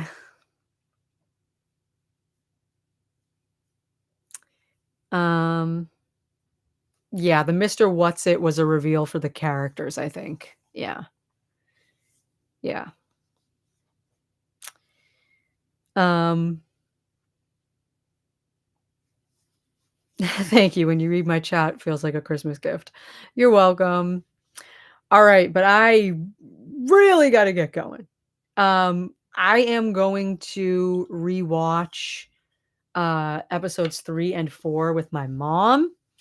Uh, she is my bestie, and she is not home. We don't spend weekends together anymore. Um, but yeah, I'm an only child, she's a single mom, so we're besties and we still live together, but she heads off elsewhere on the weekends. And so she's coming back tomorrow though. So we are gonna watch episodes 3 and 4, and I'm gonna really lock in and rewatch them. So I probably am gonna have more thoughts. Will I pop back in for another live chat before volume 2? Maybe. You know what I'll do? After we get the volume 2 trailer, which I think we probably will, I think maybe I'll do another live stream to talk about volume some extra stuff about volume 1 and review the volume 2 trailer live. I think I'll do that. And I think people did um the math of like when the volume 2 trailer came out for season 4, and it came out I think 10 days before um volume 2 dropped, so that would put us to December 15th, I believe, being the potential day that we will be getting the volume 2 trailer, which I totally forgot that we're gonna be getting one of those, and I hope we get some Kali. I hope we got some Kali in the trailer and whatever, and, like, obviously hints of other stuff, but it's just so exciting. I really am just still so shocked that we're getting follow-up content to The Lost Sister. Insane. Um, are you gonna go to the cinema to watch the finale? Only if I love it. So I'm gonna watch it on New Year's Eve, and if I really, really love it, I'm probably gonna buy a ticket in advance if it's coming near me, and then if I didn't really love it, I'll get a refund on the ticket. But if I really loved it, I'll go again the next day and see it in theaters to really cap off the experience. Um,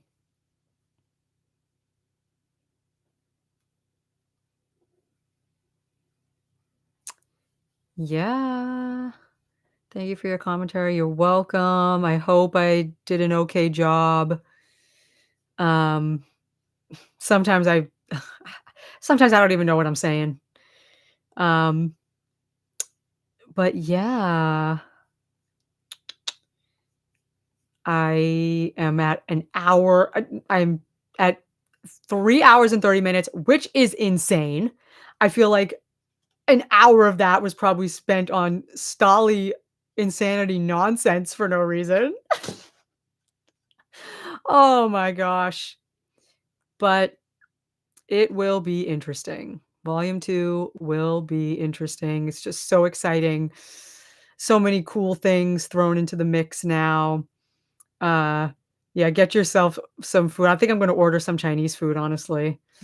Um, but yeah, my voice is really starting to hurt. You can hear me starting to lose my voice, and I think I might wanna talk to, my best friend tonight too. We haven't talked in a long time, and he just finished watching, uh, volume 1, so I don't know. I'm gonna have to rest and eat and then start talking again. Um But yeah, so thank you. Thank you for being here, everybody. It was a really good time, a really fun YouTube live for my first time in years going on YouTube Live to discuss a piece of media.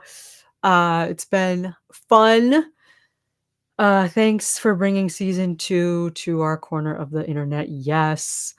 Um, but yeah, so bye. Thank you guys so much.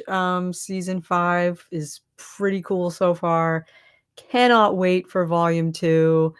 Um, yeah, it's been awesome. So I will see you in whatever my next video is, which is probably I will say maybe expect another live stream if I can following the release of the volume 2 trailer. I feel like that's a good time to hop back on.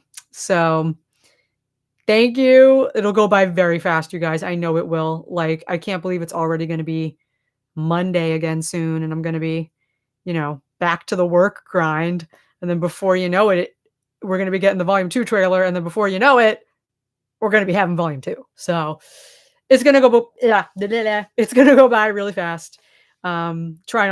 Try not to think about it. That's how you know I'm losing it, you guys, because I'm, like, tripping over my tongue now when I speak, so I've been talking for too long. Thank you. I will see you next time. I appreciate the discussion. I hope all of my thoughts were coherent and, you know, uh, not exactly concise, but, uh, I hope I did an okay job. Again, there's still so much we could have talked about, but it was nice to chat with all of you. And yeah, thank you for contributing. And I will see you next time. So, bye.